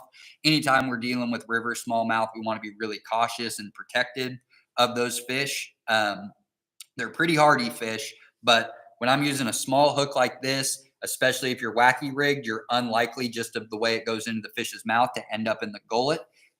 And with that hook point faced in the same way as the shank, when I'm setting the hook, it's pulling the eyelid up this way, which turns that hook point straight up and usually gets me perfectly oriented on the roof of the mouth. And that's where you really want to hook any fish, because that gives you the best control as the angler to fight that fish. If you're hooked somewhere square, flush, right off the nose, right through the lip, or straight into the roof of the mouth. And that octopus hook does a great job of accomplishing that. But you're going to see hooks that look similar to this. They're going to be labeled mosquito hook, octopus hook, wacky rig hook, drop shot hook. But basically, a wacky rigged hook is probably going to have the eye guide closer to be even with the hook point. This one just has a little bit extra hook shank, which helps me if I want to just pop the hook out with my hand instead of using like forceps or pliers. But these little ones, with these are going to be great for that wacky style of putting it right through the middle of the bait like that. And with these smaller ones, where maybe it's not heavy enough, it's going to stay more up on the top. Instead of using a bullet weight, just a piece of split shot, something like this, put that about 6 to 8 inches up above your eye guide on your main line, and throw that out and allow it to go down. And when you're working in moving water with the wacky rig, really all you're doing is, when you're casting it 45 degrees upstream, straight cross current, all you're doing is just letting it fall to whatever you deem is far enough for it to fall. And then just 3 o'clock to 12 o'clock, just slowly pick it up, let it fall right back down into the slack. Pull it up, let it fall back down into the slack. And when you're fishing with that current, a lot of times you never even need to reel. You can cast it 45 degrees upstream, whether you be in a riffle section or you are in a run or a pool. Either way, if you're throwing it 45 degrees upstream and you're letting the current push it, so it's going to get farther down into the water column, and every time you're tight with the line to it and pulling it up to 12 o'clock, you can just let it fall again. And that current is going to keep it moving. So you're not going to get a bunch of slack in your line. And you can do that 5, 6, 7 times, just depending on current and depth, until you get down past you. And then once you get down past you, just straight quick strip it back in and then throw it right back and do it again. You actually don't need to be like picking up your slack because the current is doing that work for you. The slack you created, by the time it's falling back down and catches the current, is pulling that line away from you. So you ultimately don't need to be picking up your slack, especially if you're fishing weightless, because you want it to fall down into the film a little bit. If that bait is staying in the top 3, 4, 5, 6 inches and it's not really getting any farther down than that, unless you're fishing low light conditions, early morning, late evening, you're just less likely to get bit that high up in the water column because those smallmouth are going to really be looking to orient towards structure. They prefer woody structure, so mid-river laydowns, big logs that are down, log jams. And then they like the shallow tailouts, especially if there's any overhanging trees that provide them shade, especially later as we get into the summer and water oxygen levels start to fall and that water heats up. But stick worms are great. The finesse TRDs are one of the more popular ones, especially when they're paired with a Ned head. So your finesse TRDs are going to be that small bait profile again. I don't know if they label it at 2 3/4 inch.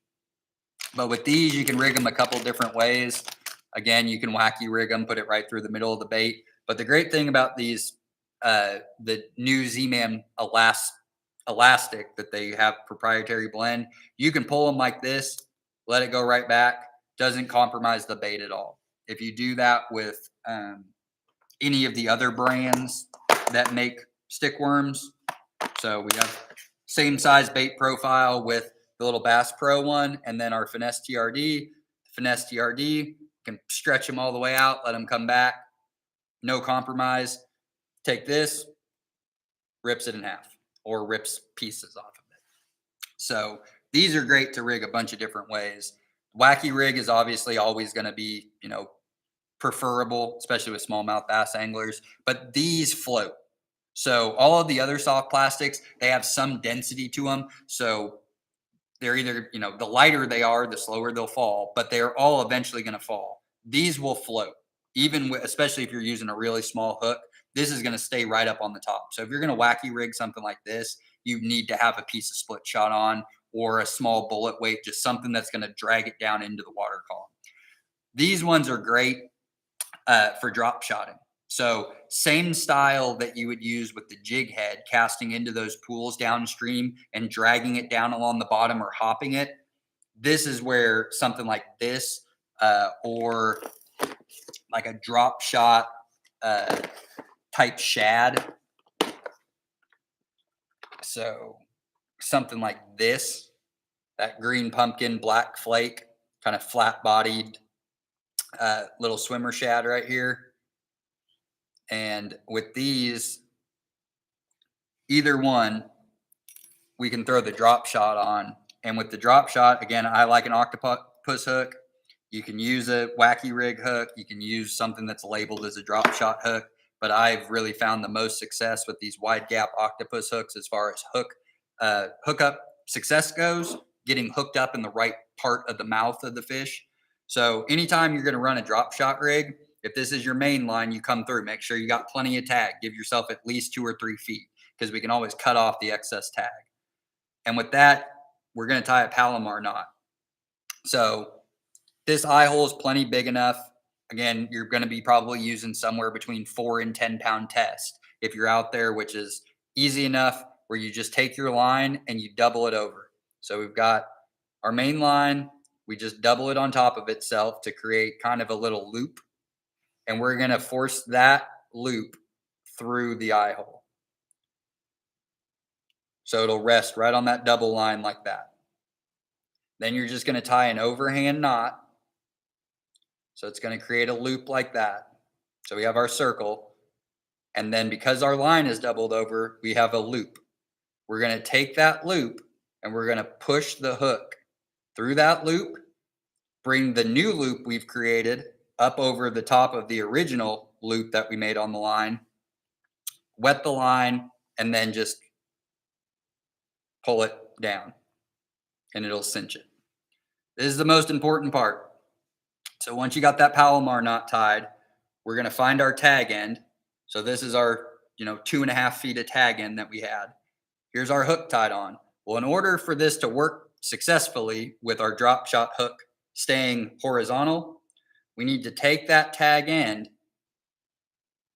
get to the end of it, and we're going to put that tag in right through the top, so the hook point side of the eye hole. And you're going to push that through the eye hole, and then we're going to pull all of that excess tag down and through. That will force the knot down below the eye hole, which will allow the hook to stay horizontal. If you were to not put it through the eye hole, it would be hanging down like this. It just wouldn't fish as effectively. Now for drop shot weights, you can use lead. These are tungsten. With the tungsten, you just get a more compact profile with heavier weight. It's just a more dense type of weight. And drop shot weights are going to look like that. So instead of having a true eye hole, it's got more of that like bell shaped that goes up to the top. And all you're doing is just cinching your line into that. So if we're fishing the Illinois Barren Fork and you wanted to drop shot, you don't need to be more than about a foot below your hook. So we don't need a big, long, 2 feet off. This is probably plenty right here, somewhere between 12 and 16 inches. And so with these drop shot weights, you don't tie a knot. You don't have to. So it'll sit in there like that. And all you're going to do is just pull down, and it's going to cinch that up into that little portion at the top, and it just cinches it in there. I usually tie one overhand knot just to be safe. But if you try to tie a fishing knot on there, you try to tie any type of knot, the second you go to cinch it tight, it's going to snap the line. So no need for fishing knots. Then leave yourself a little bit of excess so it's got room if it slips at all. And then so the second most important part of the drop shot setup is now putting the bait on. So whether it's a swim style bait, stick worm, whatever, grub, anything, we want to go on the bottom side of our bait. So with these, they kind of have like these balls, and on the front, it's more of a ribbing. So you can go either way on these. I usually go through the side on these TRDs. That's more of the kind of punctuated balls along the top of it. It's kind of a rough surface. And then the back end is more of that traditional ribbed body style that you'll find on grubs and other type of stick worms. But the key thing is we don't want to go all the way through. We want to go in on the bottom of the bait, but we want that hook point to come out right through the nose. We don't want it to come off up through the top of the bait. And that allows it to sit like this. If we brought it up through the top of the bait, it's going to sit funky on that. So when this is in the water and it's dragging along, it's perfectly horizontal. This is going to float. It's going to sit like this. And this is an easy and effective way if you want to stay down towards the bottom of the stream bed. Because any type of weight like this, you can size up your weight. You don't have to worry about any. You can throw a 1/2 ounce weight out there if you wanted to, but usually an 1/8 ounce or a 1/4 ounce drop shot weight is going to be plenty, especially if it's a tungsten weight. And you just cast that out, and it's going to hit the stream bed. And all you need to do is just maintain contact with the bait. So you're tight line to the tip. You need to keep all the slack out of your line. And you can either just slowly retrieve that so it keeps it nice and horizontal in the water.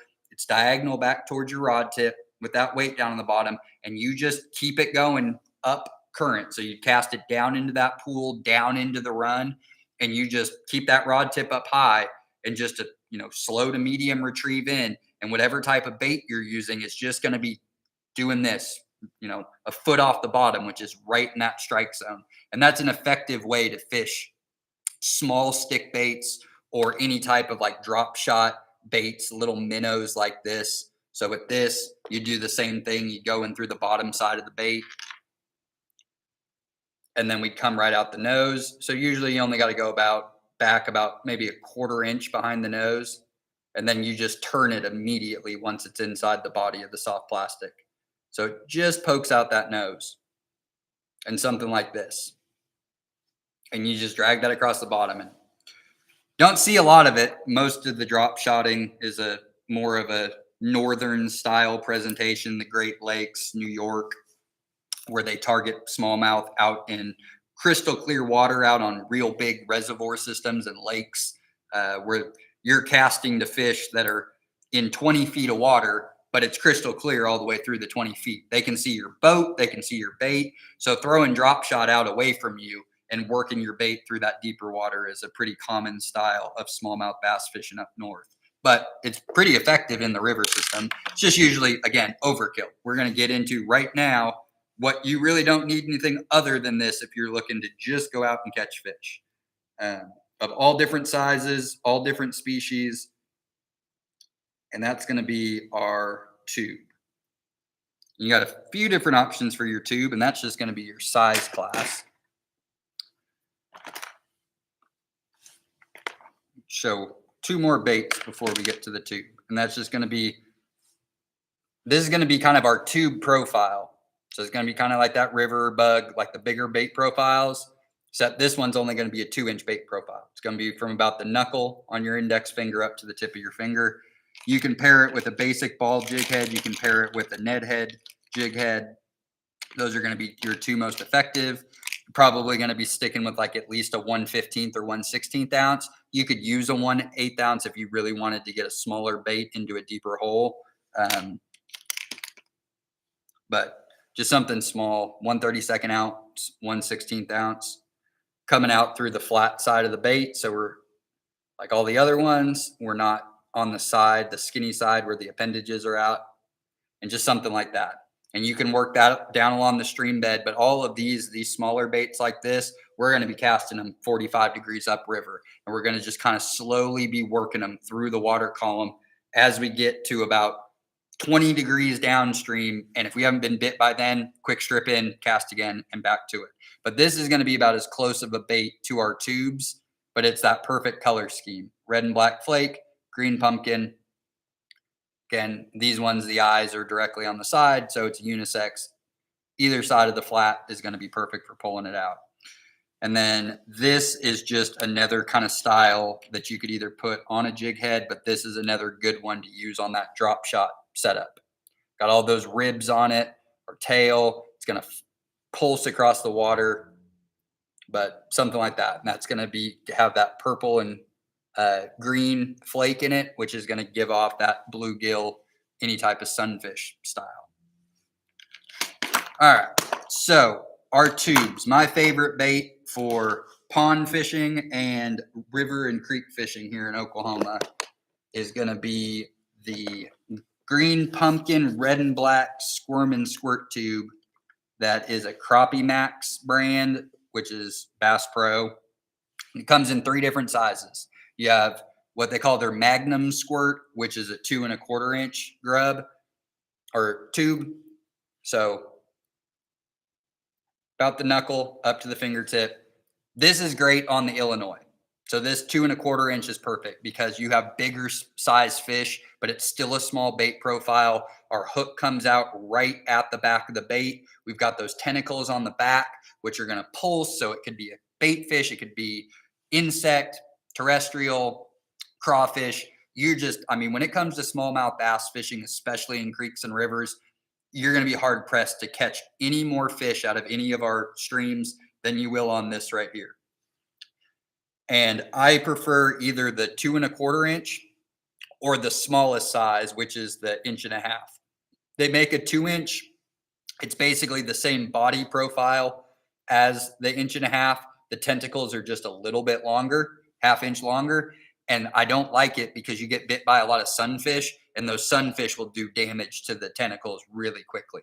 So if they're short striking it and you have that extra 1/2 inch, there's just no need for it. So sticking with either a little bit bigger profile where you're going to get those bass, less likely to get sunfish to come after this one. They'll peck at it occasionally, and you might even catch a 9, 10 inch sunfish, a really quality bluegill or red ear or long ear sunfish is something that's a bigger. But if you're using this, especially if you're on the Barren Fork, sticking with that 1.5 inch. But I use the 1.5 inch on the Illinois as well, just because it's going to up your catch rate. You're going to catch rock bass. You're going to catch sunfish. You can catch lots of smallmouth. You can catch spotted bass, largemouth bass. You're going to catch, if you get it down towards the bottom, you're going to pick up white bass, hybrid striped bass. You're going to pick up gar, drum. This, you're not going to beat the two. So these two right here are the breadwinners on the Illinois system in any of the tributaries. If you're looking for just most amount of bites, most amount of fish hooked up, most amount of fish landed, you are not going to outfish either one of these two styles of tube. This one would be preferable on the Illinois, a little bit deeper water. You can put a 16th ounce or an 8th ounce jig head inside of this. And then we have our 1.5 inch, and we're going to put either, depending on what you're going to throw it on. So you might throw, if I'm in the Barren Fork, I might be using light action. And they do make a 1/64th ounce jig head for them, a 1/32 ounce, a 1/16. Here is a 1/16. So this is a squirt head. So Bass Pro sells their squirt head, which has got the lead on the shank of the hook, which is great because it allows for that hollow body inside of the tube. When the fish grab it, because it's up against the base of the shank, it doesn't do as much damage on it. Because if this was just like, let's say we were using like a ball head jig and there's no weight on the shank, when they bite it, those sandpaper teeth are really going to rip and tear into the soft plastic. So pairing the Squirm and Squirts with a squirt head or some type of jig head where it's got the weight on the shank of the hook is just going to preserve your bait. You're going to be able to get a few extra fish out of that lure before you need to break it off and tie on a new one. But this is the 1/64th ounce jig head. This is the 1/16th, and then the 1/32 is going to be somewhere in between. The 1/64th, you're not really going to be able to throw without light action or a fly rod. So when I'm on the Barren Fork, I'll take my 3-weight fly rod and I will put that 1/64th ounce on it because it flies a little bit better than the 1/32. It pretty much flies like a dry fly. It flies better than most bead head, like woolly buggers or jig head, big fleshy flies. And you can throw it out there with that. But you can get a 1/64th ounce on like 2 to 4 pound test on a light action. You can throw it far enough to get to where you need to be. I like 1/32 ounce if I'm just using spinning equipment for the Barren Fork, and I like a 1/16th ounce if I'm on the Illinois. There's obviously different sections. So here's we do have some 1/32. There's the 1/64th. There's the 1/32. So just a little bit bigger of the lead on the shank. But there's going to be occasions where, especially when you're on the Illinois, there's going to be some deeper holes and runs where you got to be prepared to, change up if you're looking at maximizing how many fish you're going to catch, trying to catch a bigger fish, plugging it in those bigger holes. If you're using a kayak or a float, you probably have a few rods with you. If you're just wet wading and getting out of the vehicle and just fishing where you're at, you probably only have one rod. The big thing about, this course, if you take anything away from it, is to downsize as much of your equipment as possible. Like I said, if we're going to the Barren Fork, I don't even take anything other than the tubes. So these come in, let's see if we have a packet. Let's see. Yeah. So they come in 2 style packs. Most of them, if you get the 15 pack, are going to come in a package of this size. If you get the ones that come in the 40 pack, it's going to just come in just a little bit bigger style pack. But go to Barren Fork, I will buy a couple packs of these, 2 or 3 packs of 15s, and then the jig heads are usually sold in 15 packs as well. So I'll just buy appropriate amount of jig heads, and then you pre-rig them. So they don't come with the jig head in them. I think I put jig heads in all of these, but they're going to have that hollow body. So it's going to be like this, and you take your jig head and you go right to the base of the skirt, and it's going to be a hollow opening, and you put the eye hole in there, and then you just work the bait down that shank, and then the eye hole will pop right out. And I will pre-rig all of the jig heads. So when you're internally rigged like this, you can't just take a soft plastic off and replace the soft plastic like you would if you were using a basic ball jig head. And you can use a basic ball jig head with the tubes if you'd like. Like I said, the downside is you're probably going to get the body of the bait chewed up more.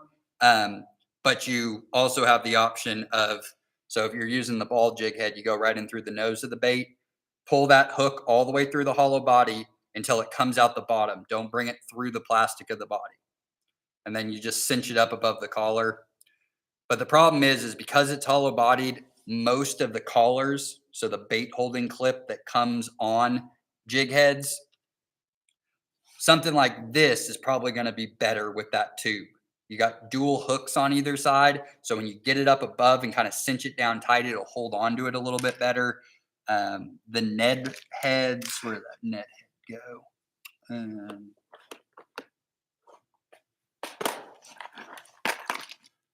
The Ned heads will have a singular clip, and you can pin them to it. It just, you're going to end up with a lot of slippage. So after you catch those first couple of fish, that bait's just going to try to fall off every time. So for me, it's just easier. It's quick to just pop the line off, cut the line, tie on, just retie. So I'm able to take everything that I need. I will take a little pair of nippers. So here's my river nippers. Got a nice little deal right here. So I'll usually just take some fishing line, put it on like a necklace. So I have this around my neck. I've got my pack of pre-rigged tubes. So they'll go right into my chest pocket. Probably try to keep them out of your pant pocket. They will, they're waterproof if you seal them up, but if you don't and you get a bunch of water in there, it's going to be fine for the day you're fishing, but you're going to need to take all those tubes out of the package when you get home and lay them out on a flat surface or a paper towel, let them dry, or the next time you go to open your pack, you're going to just have a bunch of rust. But that way I put that in, have my clippers, and then I have my pair of forceps that, again, I can either string around my neck or I'll throw into a chest pocket. So this really is, the ultimate wet wading experience. You don't want to be hauling around a bunch of gear. Now, if I'm floating the Illinois and there's going to be opportunities to catch some bigger fish in different situations, and I have rod holders on my kayak or on a float boat where I can have 2, 3, maybe 4 rods, well, then they're already rigged, ready for those particular situations. When I get to a big deep hole, I might have a bladed jig on, or I might have a big 1/4 ounce jig with, some type of brush hog, skirted twin tail, something like that. But I'm only going to be using that when I get to that particular situation. For the most part, 90% of my fishing all day, especially if I'm on the Barren Fork where I'm not using anything else, and then on the Illinois where I'm really only using this all day, except for those few situations that I get into, minimizing your tackle and being able to get something quickly into like something like this, even avoiding having to have a pack, whether it be a throw over pack, a tote bag, a backpack. You have to take those things off when you're wet wading. If you're standing in the water, you pull your bag around, you're trying to, pull stuff out, you're over the water, you drop stuff into the water. You usually might have like your phone or your keys and something like that. So I really try to cut down on anything when I'm wet wading, unless I'm floating, in which case your kayak and your boat gives you just a few more storage options. But when you're out there just strictly parking, getting on the creek, walking up and down, when you can minimize, you're going to be better off. So even in a pack like this, you can have your tubes in there, but you might also take maybe some grubs or maybe some little twin tails and have them rigged in the pack. You can fit plenty in a pack like this or like this. You're going to have more than enough lures for a full day of wet wading. If you have 30 or 15 tubes in there, on a good day on the Barren Fork, you're going to go through all 15 of those tubes. Most of these tubes will give you sometimes, it's an imperfect science. On average, you're probably going to get 10 fish out of a tube before you really need to change off, either because it's done so much damage to the bait, it's broke the top of the head. So the head will start sticking out like this.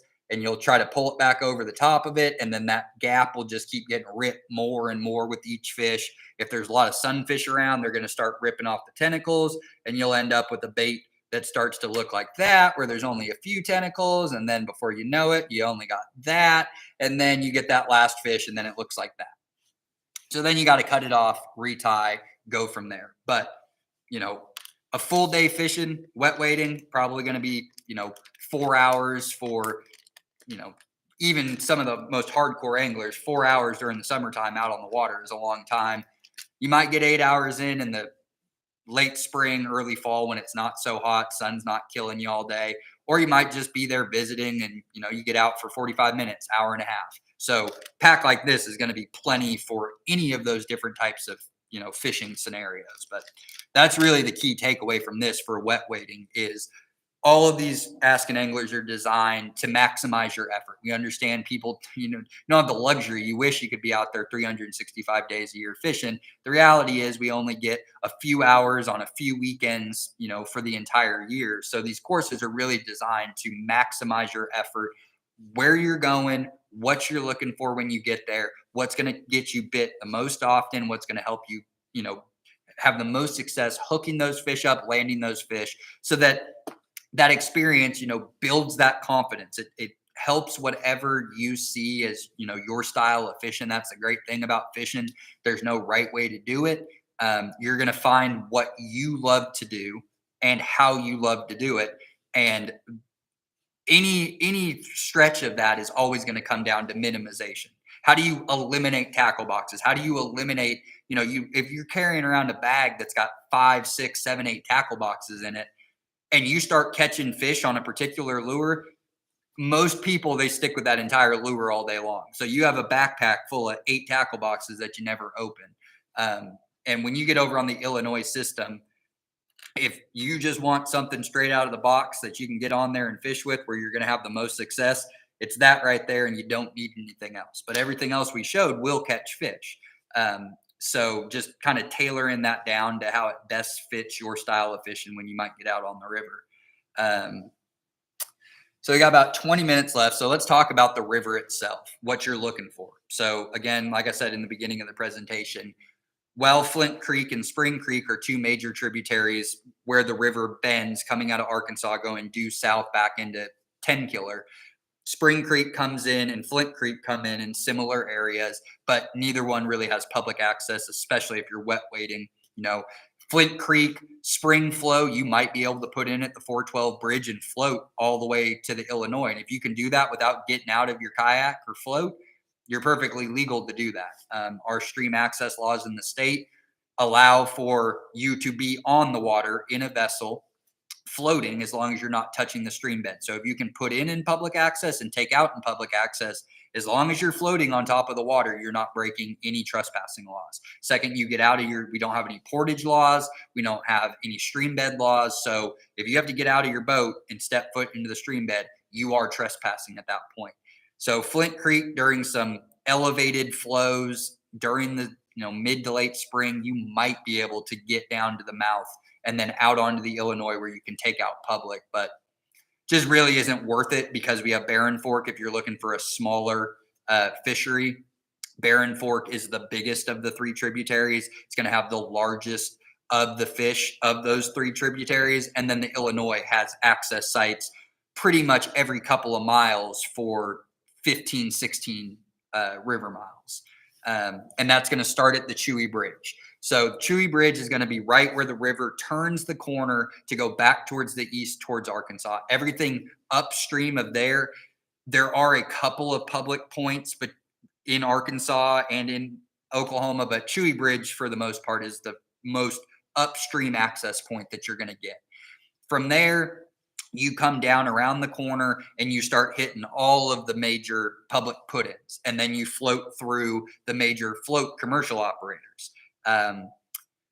We kind of break the river up into 3 sections for the Illinois. So you're going to have the upper stretch, which is going to be Chewy Bridge down to like Peavine.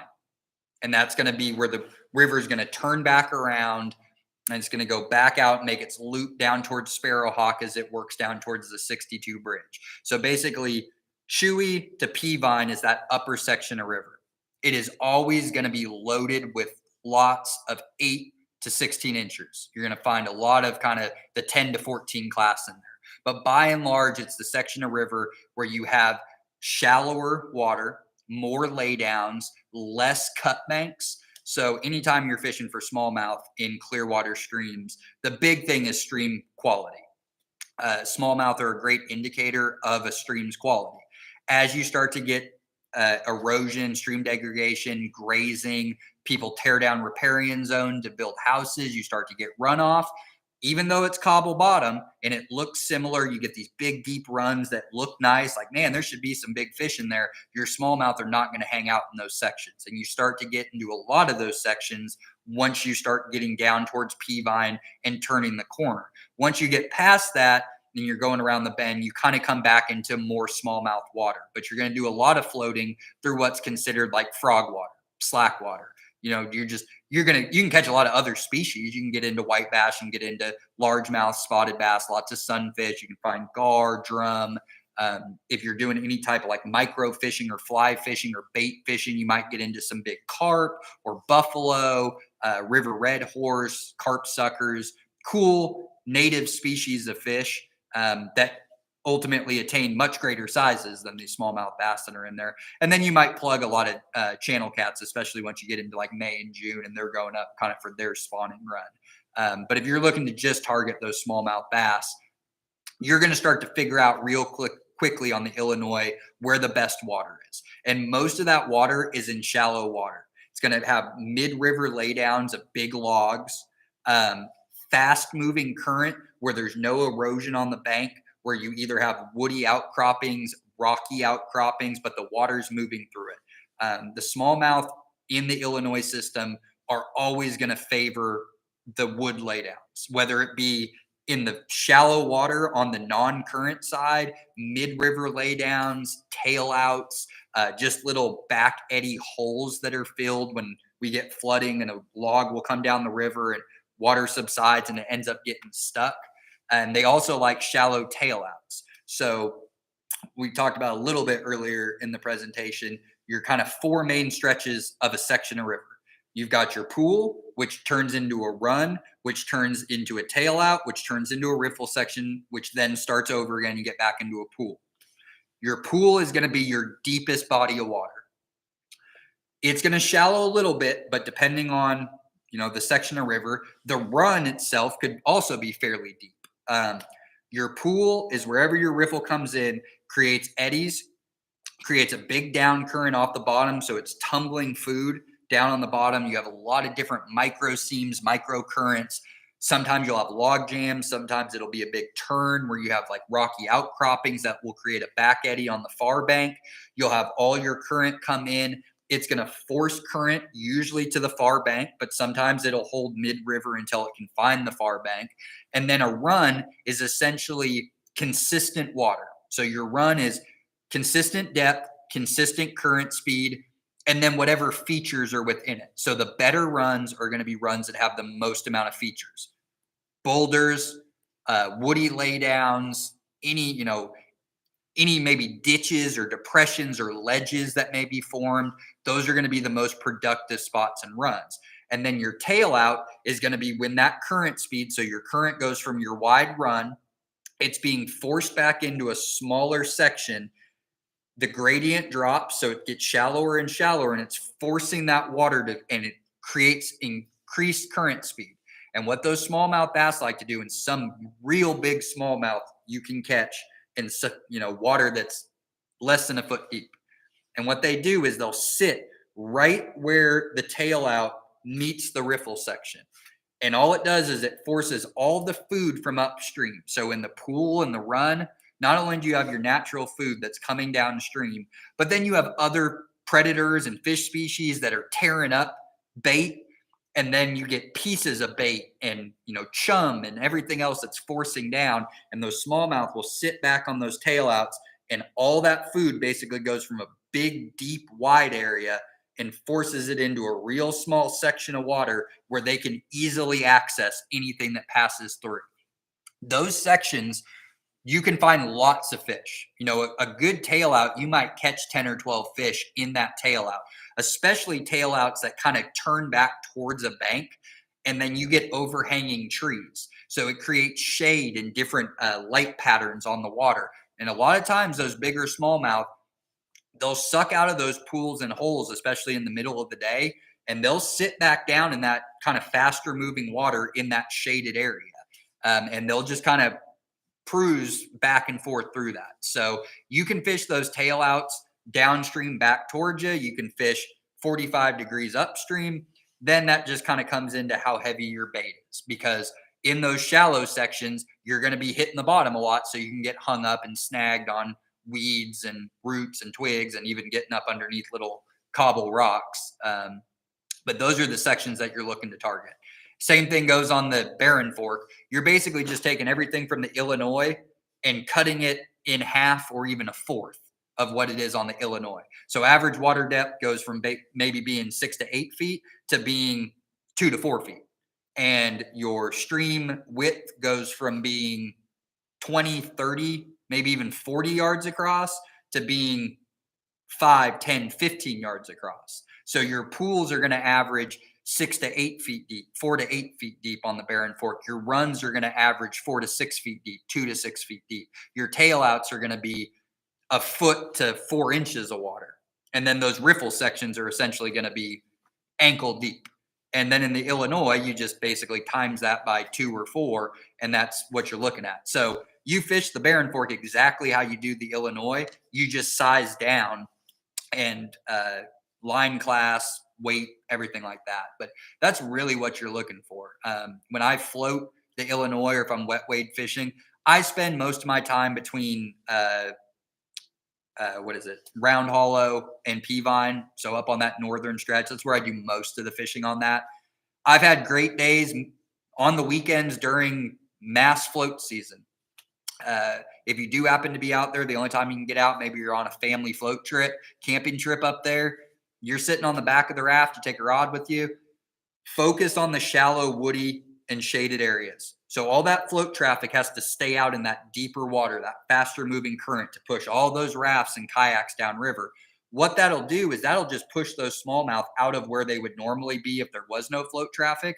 They're going to just shift over to shaded, woody areas that are going to be on the shallow sides. So especially like if you're coming through a big, deep section and maybe there's a big gravel bar where everybody pulls their boat up to, that means the river's probably about to make an S or make a turn.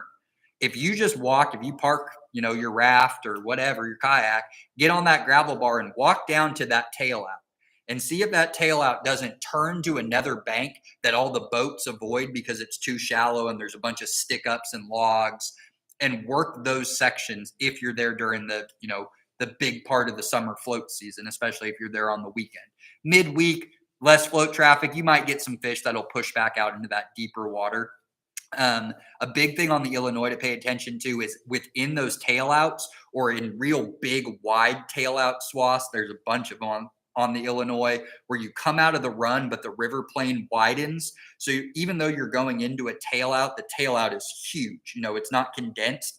Look for areas where maybe the water just moves a little bit faster naturally or during flood stage, and look for just depressions in the gravel. What will happen is that cobble gets pushed around as that current comes down, and eventually it'll just start to dig out little trenches. And it doesn't have to be much. It can be that much. But if you can find in those big tailouts that don't really look like there's any character to them, if you kind of walk and know where to look, you'll see either humps to backwater that will have just a little ditch along the side of them. And those are the areas where not only can you get some really big fish that will suck into them, but you're going to get a lot of fish that will stack up essentially mid-river. There's nothing to it. There's no structure. There's no anything. It's just a little depression in that stream bed. And all that does is it just sucks food right into it. So they can stay low right on the bottom, nice and camouflaged, right out in broad daylight, middle of the river, no protection, and they can just sit right in those ditches. And on the Illinois, that's some of the most productive water that you can find. But you're always looking for wood. Anytime that you see a log down, log jams, because it'll create seam lines. Essentially what it does is, if you have, especially if it's a mid-river one or it's up against a bank where you have current, you're going to have that fast water that's going to suck right up against the log. But right underneath that log and right alongside of it, it creates a water break. So all that water pushes through, and those smallmouth will sit right underneath that log. So all you have to do is just cast your bait just a little upstream of wherever it gets to the log, and then you just allow that current to suck your bait right up underneath that log. And most of the time, those, you'll even see them shoot right out from underneath the log. You can stand there all day and look at a log and not see a fish. Every now and then you'll see them kind of float out, float back. And a lot of the cool thing about fishing the Clearwater streams here in the state is you can do a lot of sight fishing. Now, if you can avoid not spooking the fish, which is why you always want to approach most of your fishing from downstream, you want to be casting upstream. You want to go park your boat. If you just ran through a nice run and tail out section, float through it. Or if you're wet wade, take the path that's the least likely to disturb it, get downstream of it, and then come back upriver and fish your way upriver, starting with casting nearest to you, working your way and basically fan casting your way back upriver. So that way you're not casting your bait over fish. You're not making fish that are on the other side of the river chase across other fish, picking them off one by one by casting closest to you and from the farthest back of that water. And then pick off a fish there, then cast to mid-river, then cast to the far bank, then push up 10 feet. Do the same thing and just keep picking that apart until you get all the way up. And there's sections of both Barren Fork and Illinois that, depending on the time of day, time of year, weather, water temps, I mean, there's sections of river that are not very big where you might pull out 15, 20 fish in a section of river that's no more than 20 yards long and 5-10 yards wide. So being able to pick it apart like that, you'll spook the least amount of fish and you'll just pick them off. Release those fish downstream of you so they'll swim back over to where they're at, but they have to take kind of a looping route. You've already made a cast back in to where they were coming from, pick off that next fish and then the next fish, and then you just push up river from there. So we got about 5 minutes left. I'll talk about our 2 spots on Barren Fork. It's easier to kind of they're very small sections. You're not going to float them. You're going to wet weight them. So you're going to pull up to your vehicle either at our Barren Fork WMA or our Bamberger property. There's also the Eldon Bridge Boy Scout hole. And what else is down there? There's another public access down closer to the mouth, but there's basically 5 public access on Barren Fork Creek, 2 of which we own. And those are, other than the Eldon Bridge, which, there's houses and other things. It's not a very scenic place to be, but there's some big, deep runs down there. You might get into some bigger fish, especially some bigger spotted bass. But our 2 properties, Barren Fork WMA and Bamberger WMA, they have great all-day fishing access. You basically have a mile of river. You can walk up and down. There's so many smallmouth in there. That's, you're in the Illinois. Some days might be bang-up smallmouth days. You might catch 30 fish, which is a great day on the Illinois. You go to Barren Fork, a great day on the Barren Fork is triple digits. I mean, you're catching 100 plus smallmouth. Most of them are going to be 6 to 10 inches, but that's why you downsize your tackle. 1/64th, 1/32nd ounce jig heads, light action rod, medium light action rod, 2 to 6 pound test. So play down to play the fish, but there's almost no bycatch in the Barren Fork. You'll catch a sunfish occasionally, but it's almost 90% smallmouth. Illinois, there's sections where you get into largemouth, you get into spotted bass, definitely get into a lot of sunfish or rock bass. You can get into sections of crappie, white bass, channel cats, drum, gar. You just get more of the multi-species action on the Illinois, whereas the Barren Fork, those 2 properties, you're getting 95% smallmouth. And so the Barren Fork WMA is our newer property. It's the farthest to the east, so it's basically almost on the Arkansas line. It's right there out of Stillwell. And from the parking area, essentially the property runs downstream. And depending on water flow, you've got a couple different approaches to it. You get in right at the parking area, get down on the river, great log jams, runs, really cool water. These cool black rocks that are on the bottom of the stream. Don't step on them. They are slick. It looks like it's moss or grass, but they are just these charcoal colored boulders down on the bottom, and they are slick. So you step on one of those, you're taking a swim. But it's cool because the smallmouth will kind of sit in. There's cobble that goes in between them. It looks like a big checkerboard out there. And then as you push downstream, it'll make a big S turn into a huge hole. There's some big sunfish in there, but lots of woody laydowns, lots of places to make tons of casts. That's the fun thing about creek fishing is when you have all that character, laydowns, logs, rocks, runs, riffles, pools, lots of quick sections that are constantly transitioning into new sections, it essentially turns into pocket water, which means you're making hundreds, if not thousands of casts in a day. And 50+% of those casts result in bites.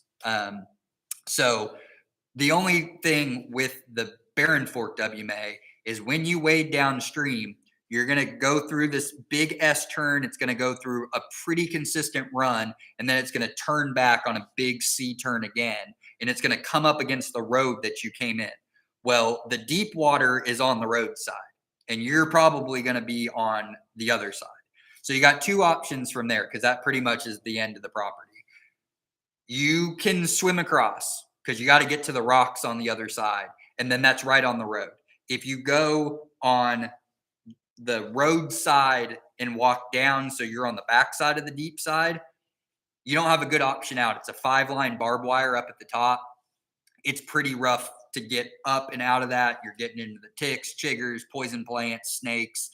Your best option is probably, at low flow during the summer, you can probably wade down far enough that you can cross without swimming. It's all these flat rocks on the other side, and it's right on the road. And it's maybe a mile walk, 3/4 mile walk back up the road, but it's an easier walk than having to come back up the stream bed, back up the cobble, gravel bars, and all that. So it's just kind of pick your poison if you have to wade downstream. Bamberger is the parking lot is kind of the center part of the property. So you can go upstream or you can go downstream. It's a much easier wading experience. So if you have any physical disabilities, if you've got kids, maybe a dog, and you want to go to an easier place to fish on Barren Fork, Bamberger WMA is your spot. A lot easier, stream grade, both directions. You can pretty much wet wade the entire course of it without ever getting above your hip line to cross at any of the points to fish the entire section of river. Right there at the parking area has become the swimming area. Right when you get on the water there at the Bamberger, there's a nice bluff wall right there. And when we first got the property, you could bang out smallmouth through that all day long, and you'd catch some bigger ones in it. Now people go there, they swim. You don't really see very many smallmouth caught up against that wall. You'll catch a couple, but it's not like it used to be. So you got to go downriver or upriver. You go downriver, you're going to run into a lot of wood. You're going to have mid-river laydowns. You're going to have wood that's up against the bank. That's pretty much structure fishing all the way down to the end of the property. If you go upstream, you're going to run into longer, deeper runs, bigger holes, bigger pools. The first big run you come up to, so once you go about 200 yards upriver from the parking area at Bamberger, the river is going to be back up against the parking area side bank. And then it's going to come out of a riffle section in the tail out, and it's going to go back to the far bank. Long, deep, very consistent run. Nothing to it. There's a big kind of bluff rocky wall on the deepest side of it. Shallow gradient. You can find some of the biggest smallmouth in Barren Fork in that run. You're also going to get into some drum. You're going to get into some channel cats. But you have to make a lot of casts through that. That's the place to maybe try a twin tail grub, big like Fat Albert single tail grub, if you have some bigger baits with you other than the tube, just so you can cast it to that far wall, get it down deeper in the water column. But it has the potential in there to hold a 3-pound smallmouth, which is a trophy in Barren Fork. Any smallmouth you catch in Barren Fork that's over a pound is a great fish. You're going to be sticking in that 1/4 pound to pound range all day long. That's going to be 90-95% of the fish you catch. But you will catch, the occasional fish that's in the 10 to 15, maybe even 16-inch range. And that's the spot that you're going to do it. and then it turns the corner again and gets back up on another really long, drawn out run that's got some wood. It's got a big tree lay down in the middle. And then that comes to a big turn, and there's a hole right there. And that's pretty much the end of the property. That's a full day of fishing. If you go upstream and you're looking to catch some bigger fish, that's the direction to go. If you go downstream, you're going to catch a lot of those smaller fish. You're probably going to catch more fish quicker going that way. Going upstream, the farther you wade upstream, you'll notice the more pockets of total number of fish you get in, where you're fishing one piece of structure or one pool or one side of a run, and you're catching 7, 8, 9, 10 fish in a row. You're going to get that straight downstream at Bamberger, like right off the bat. And it's mostly going to be little fish, but there are some nicer ones there. The flooding that we've got through there has kind of deepened that bank a little bit. So there's great runs in through that, but that really is the, kind of the pinnacle of smallmouth fishing in Oklahoma is the Barren Fork Creek. And we have 2 great properties that are on it. And then the Illinois is more of a float, but you certainly can park at any of the public access. Right at the beginning of the chat bar in this, I put our smallmouth stream angler guide on that. If you haven't seen that before, check that out. That's going to give you all the public access spots on both Barren Fork and the Illinois. It's going to give you everything you need to know, where bait and tackle is nearby, fishing tips that we've gone over on this. So the top tips for it, top lures and bait that you would use, lodging accommodations that are nearby. It's going to be your one-stop shop if you're looking to plan a clear water wet wading or float trip on the Illinois system, either later this spring, summer, or fall. So definitely encourage you to check that out. If you're on this because you got the email, you got all my information. If not, you can go to wildlifedepartment.com, go to the fishing resources page, go scroll down to the bottom, and you'll get all my contact information. Please reach out anytime. Any question you got, these are meant to, try to maximize your time. We appreciate everybody being here. We appreciate everybody getting out there, being in the outdoors, getting out there and fishing, passing on that heritage, trying to get better yourself at it. So we really want to provide you with top places to go, best fishing tips we can provide, just so if you're new to the sport, if maybe you dabbled, but you haven't had any good guidance, or if going to like the big retails or reading the big blogs or magazines that are out there that are more general information, trying to make these courses as specific as possible so that you can really maximize the little bit of time that you get each year to get out there and fish. But we are right in the peak of fishing window right now. The Illinois system is highly susceptible for flooding. So if you check out that stream angler guide in the Illinois and Barren Fork, at the bottom of them, there's going to be a link that's going to say USGS CFS. You want to look at those. The triangles that run through the middle on the CFS, now you have to scroll down. It's going to show you gauge height. So you have to scroll down the page and click on cubic feet per second. That's going to show you a chart of the cubic feet per second. Barren Fork should be running somewhere between 200 and 600 if you're fishing it. If it's over 600, it's going to be blown. That's going to be too much water. It's going to be off color. Anytime you're going smallmouth fishing, the second that water gets a little bit of tint to it, you might pick up a fish here or there, but it's really going to slow that bite down. So you want crystal clear water. Elevated flow, even better if it's clear, because that's going to push bigger fish up into sections that they normally wouldn't be in. Illinois River, 600 CFS up to about maybe 1,200. I fished it around this time last year when it was, I think, right around 1,000, maybe 1,100. It was tough. It was a tough go of it. That's a lot of water that goes through there, so it just disperses fish in a lot of different places. I went long sections of river where I wasn't finding fish, and then I'd key in on a very particular piece of habitat, and I'd catch 15 fish, and then I'd go another hour of floating and barely getting bit. So when that stream flow on the Illinois is around 600 and the stream flow on the Barren Fork is around 200, those are going to be when you're just going to kind of lights out, shooting fish in a barrel type deal. That's what you're looking to find. But if you're making a big distance travel, even if you're coming from Tulsa, it's still hour 15, hour and a half. You're coming from Oklahoma City or elsewhere, you're looking at a 2.5-3 hour commitment to get over there. Look at those stream gauges before you go. any rainfall, the Illinois will get blown for longer than the Barren Fork will. Barren Fork clears out pretty quickly. If it's not just torrential flood, it's just, maybe they picked up a couple inches of rain overnight. Barren Fork will usually come back down, especially on our properties, within 24 to 48 hours. The Illinois can be, could be a week before it really gets back into the fishable level. But that is definitely something to pay attention to anytime that you go stream fishing. Your peak stream fishing is going to occur July and August, September, October. Right now, you're going to have the opportunity to catch a bigger fish, especially if you're fishing like the 62 bridge section down to Horseshoe Bend area, that lower section of the Illinois. It's a lot more water, a lot deeper water. Not as easy to pick stuff out. You got to make a lot of casts. If you're not familiar with the river, you'll start to key in on where those fish are really favoring, whether it be pool dump-ins, tail out sections, maybe it's rock, maybe it's wood. But that lower section of the river below 62 at this time of year, those big smallmouth coming out of the lake, those Tennessee strains and the hybrids, that's going to be the section of river that they're going to be most prominent in. And this is the time of year where you really get a shot at catching a 5, 6, maybe even a 7-pound smallmouth out of the Illinois.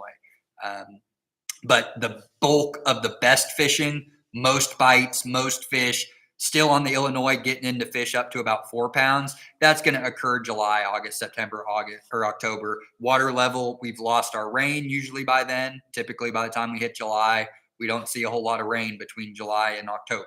So that water level comes back down. That faster flowing, shallower water is going to be the more heavily oxygenated water. It's going to force fish into real tight windows with each other. They're not going to be able to spread out as much.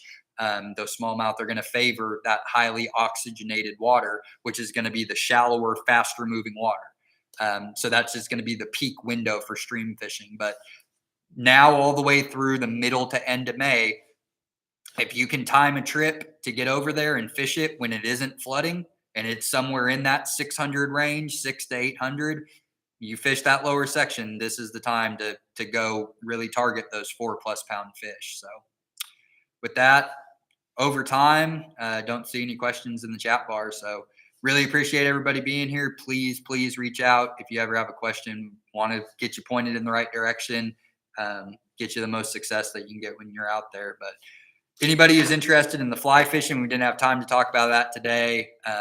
Bait fishing really is not going to apply to smallmouth all that much. You throw out a little redworm or night crawler out there and you can catch smallmouth doing that, but you're going to catch a lot of non-game fish, which is cool. If you're camping along the Illinois, definitely taking a medium heavy action rod, just using a piece of split shot or weighted jig head, or like the octopus hook that I showed earlier, put a night crawler, put a redworm, cast it out there with some weight, especially in the overnight hours.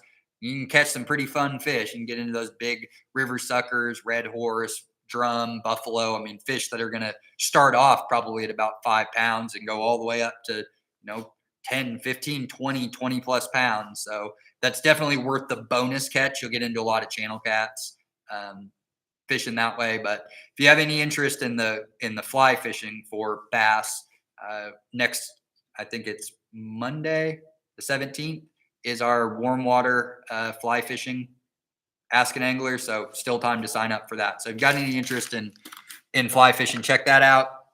Or if you're just watching this after the live feed, it'll be uploaded on the 17th after we're finished with that. So appreciate everybody being here. Stay safe out there. It's a great time of year. It's the best time of year to be fishing right now for most of our species, and really look forward to this time of year. So tight lines. Enjoy the rest of your week, and we will see you next time.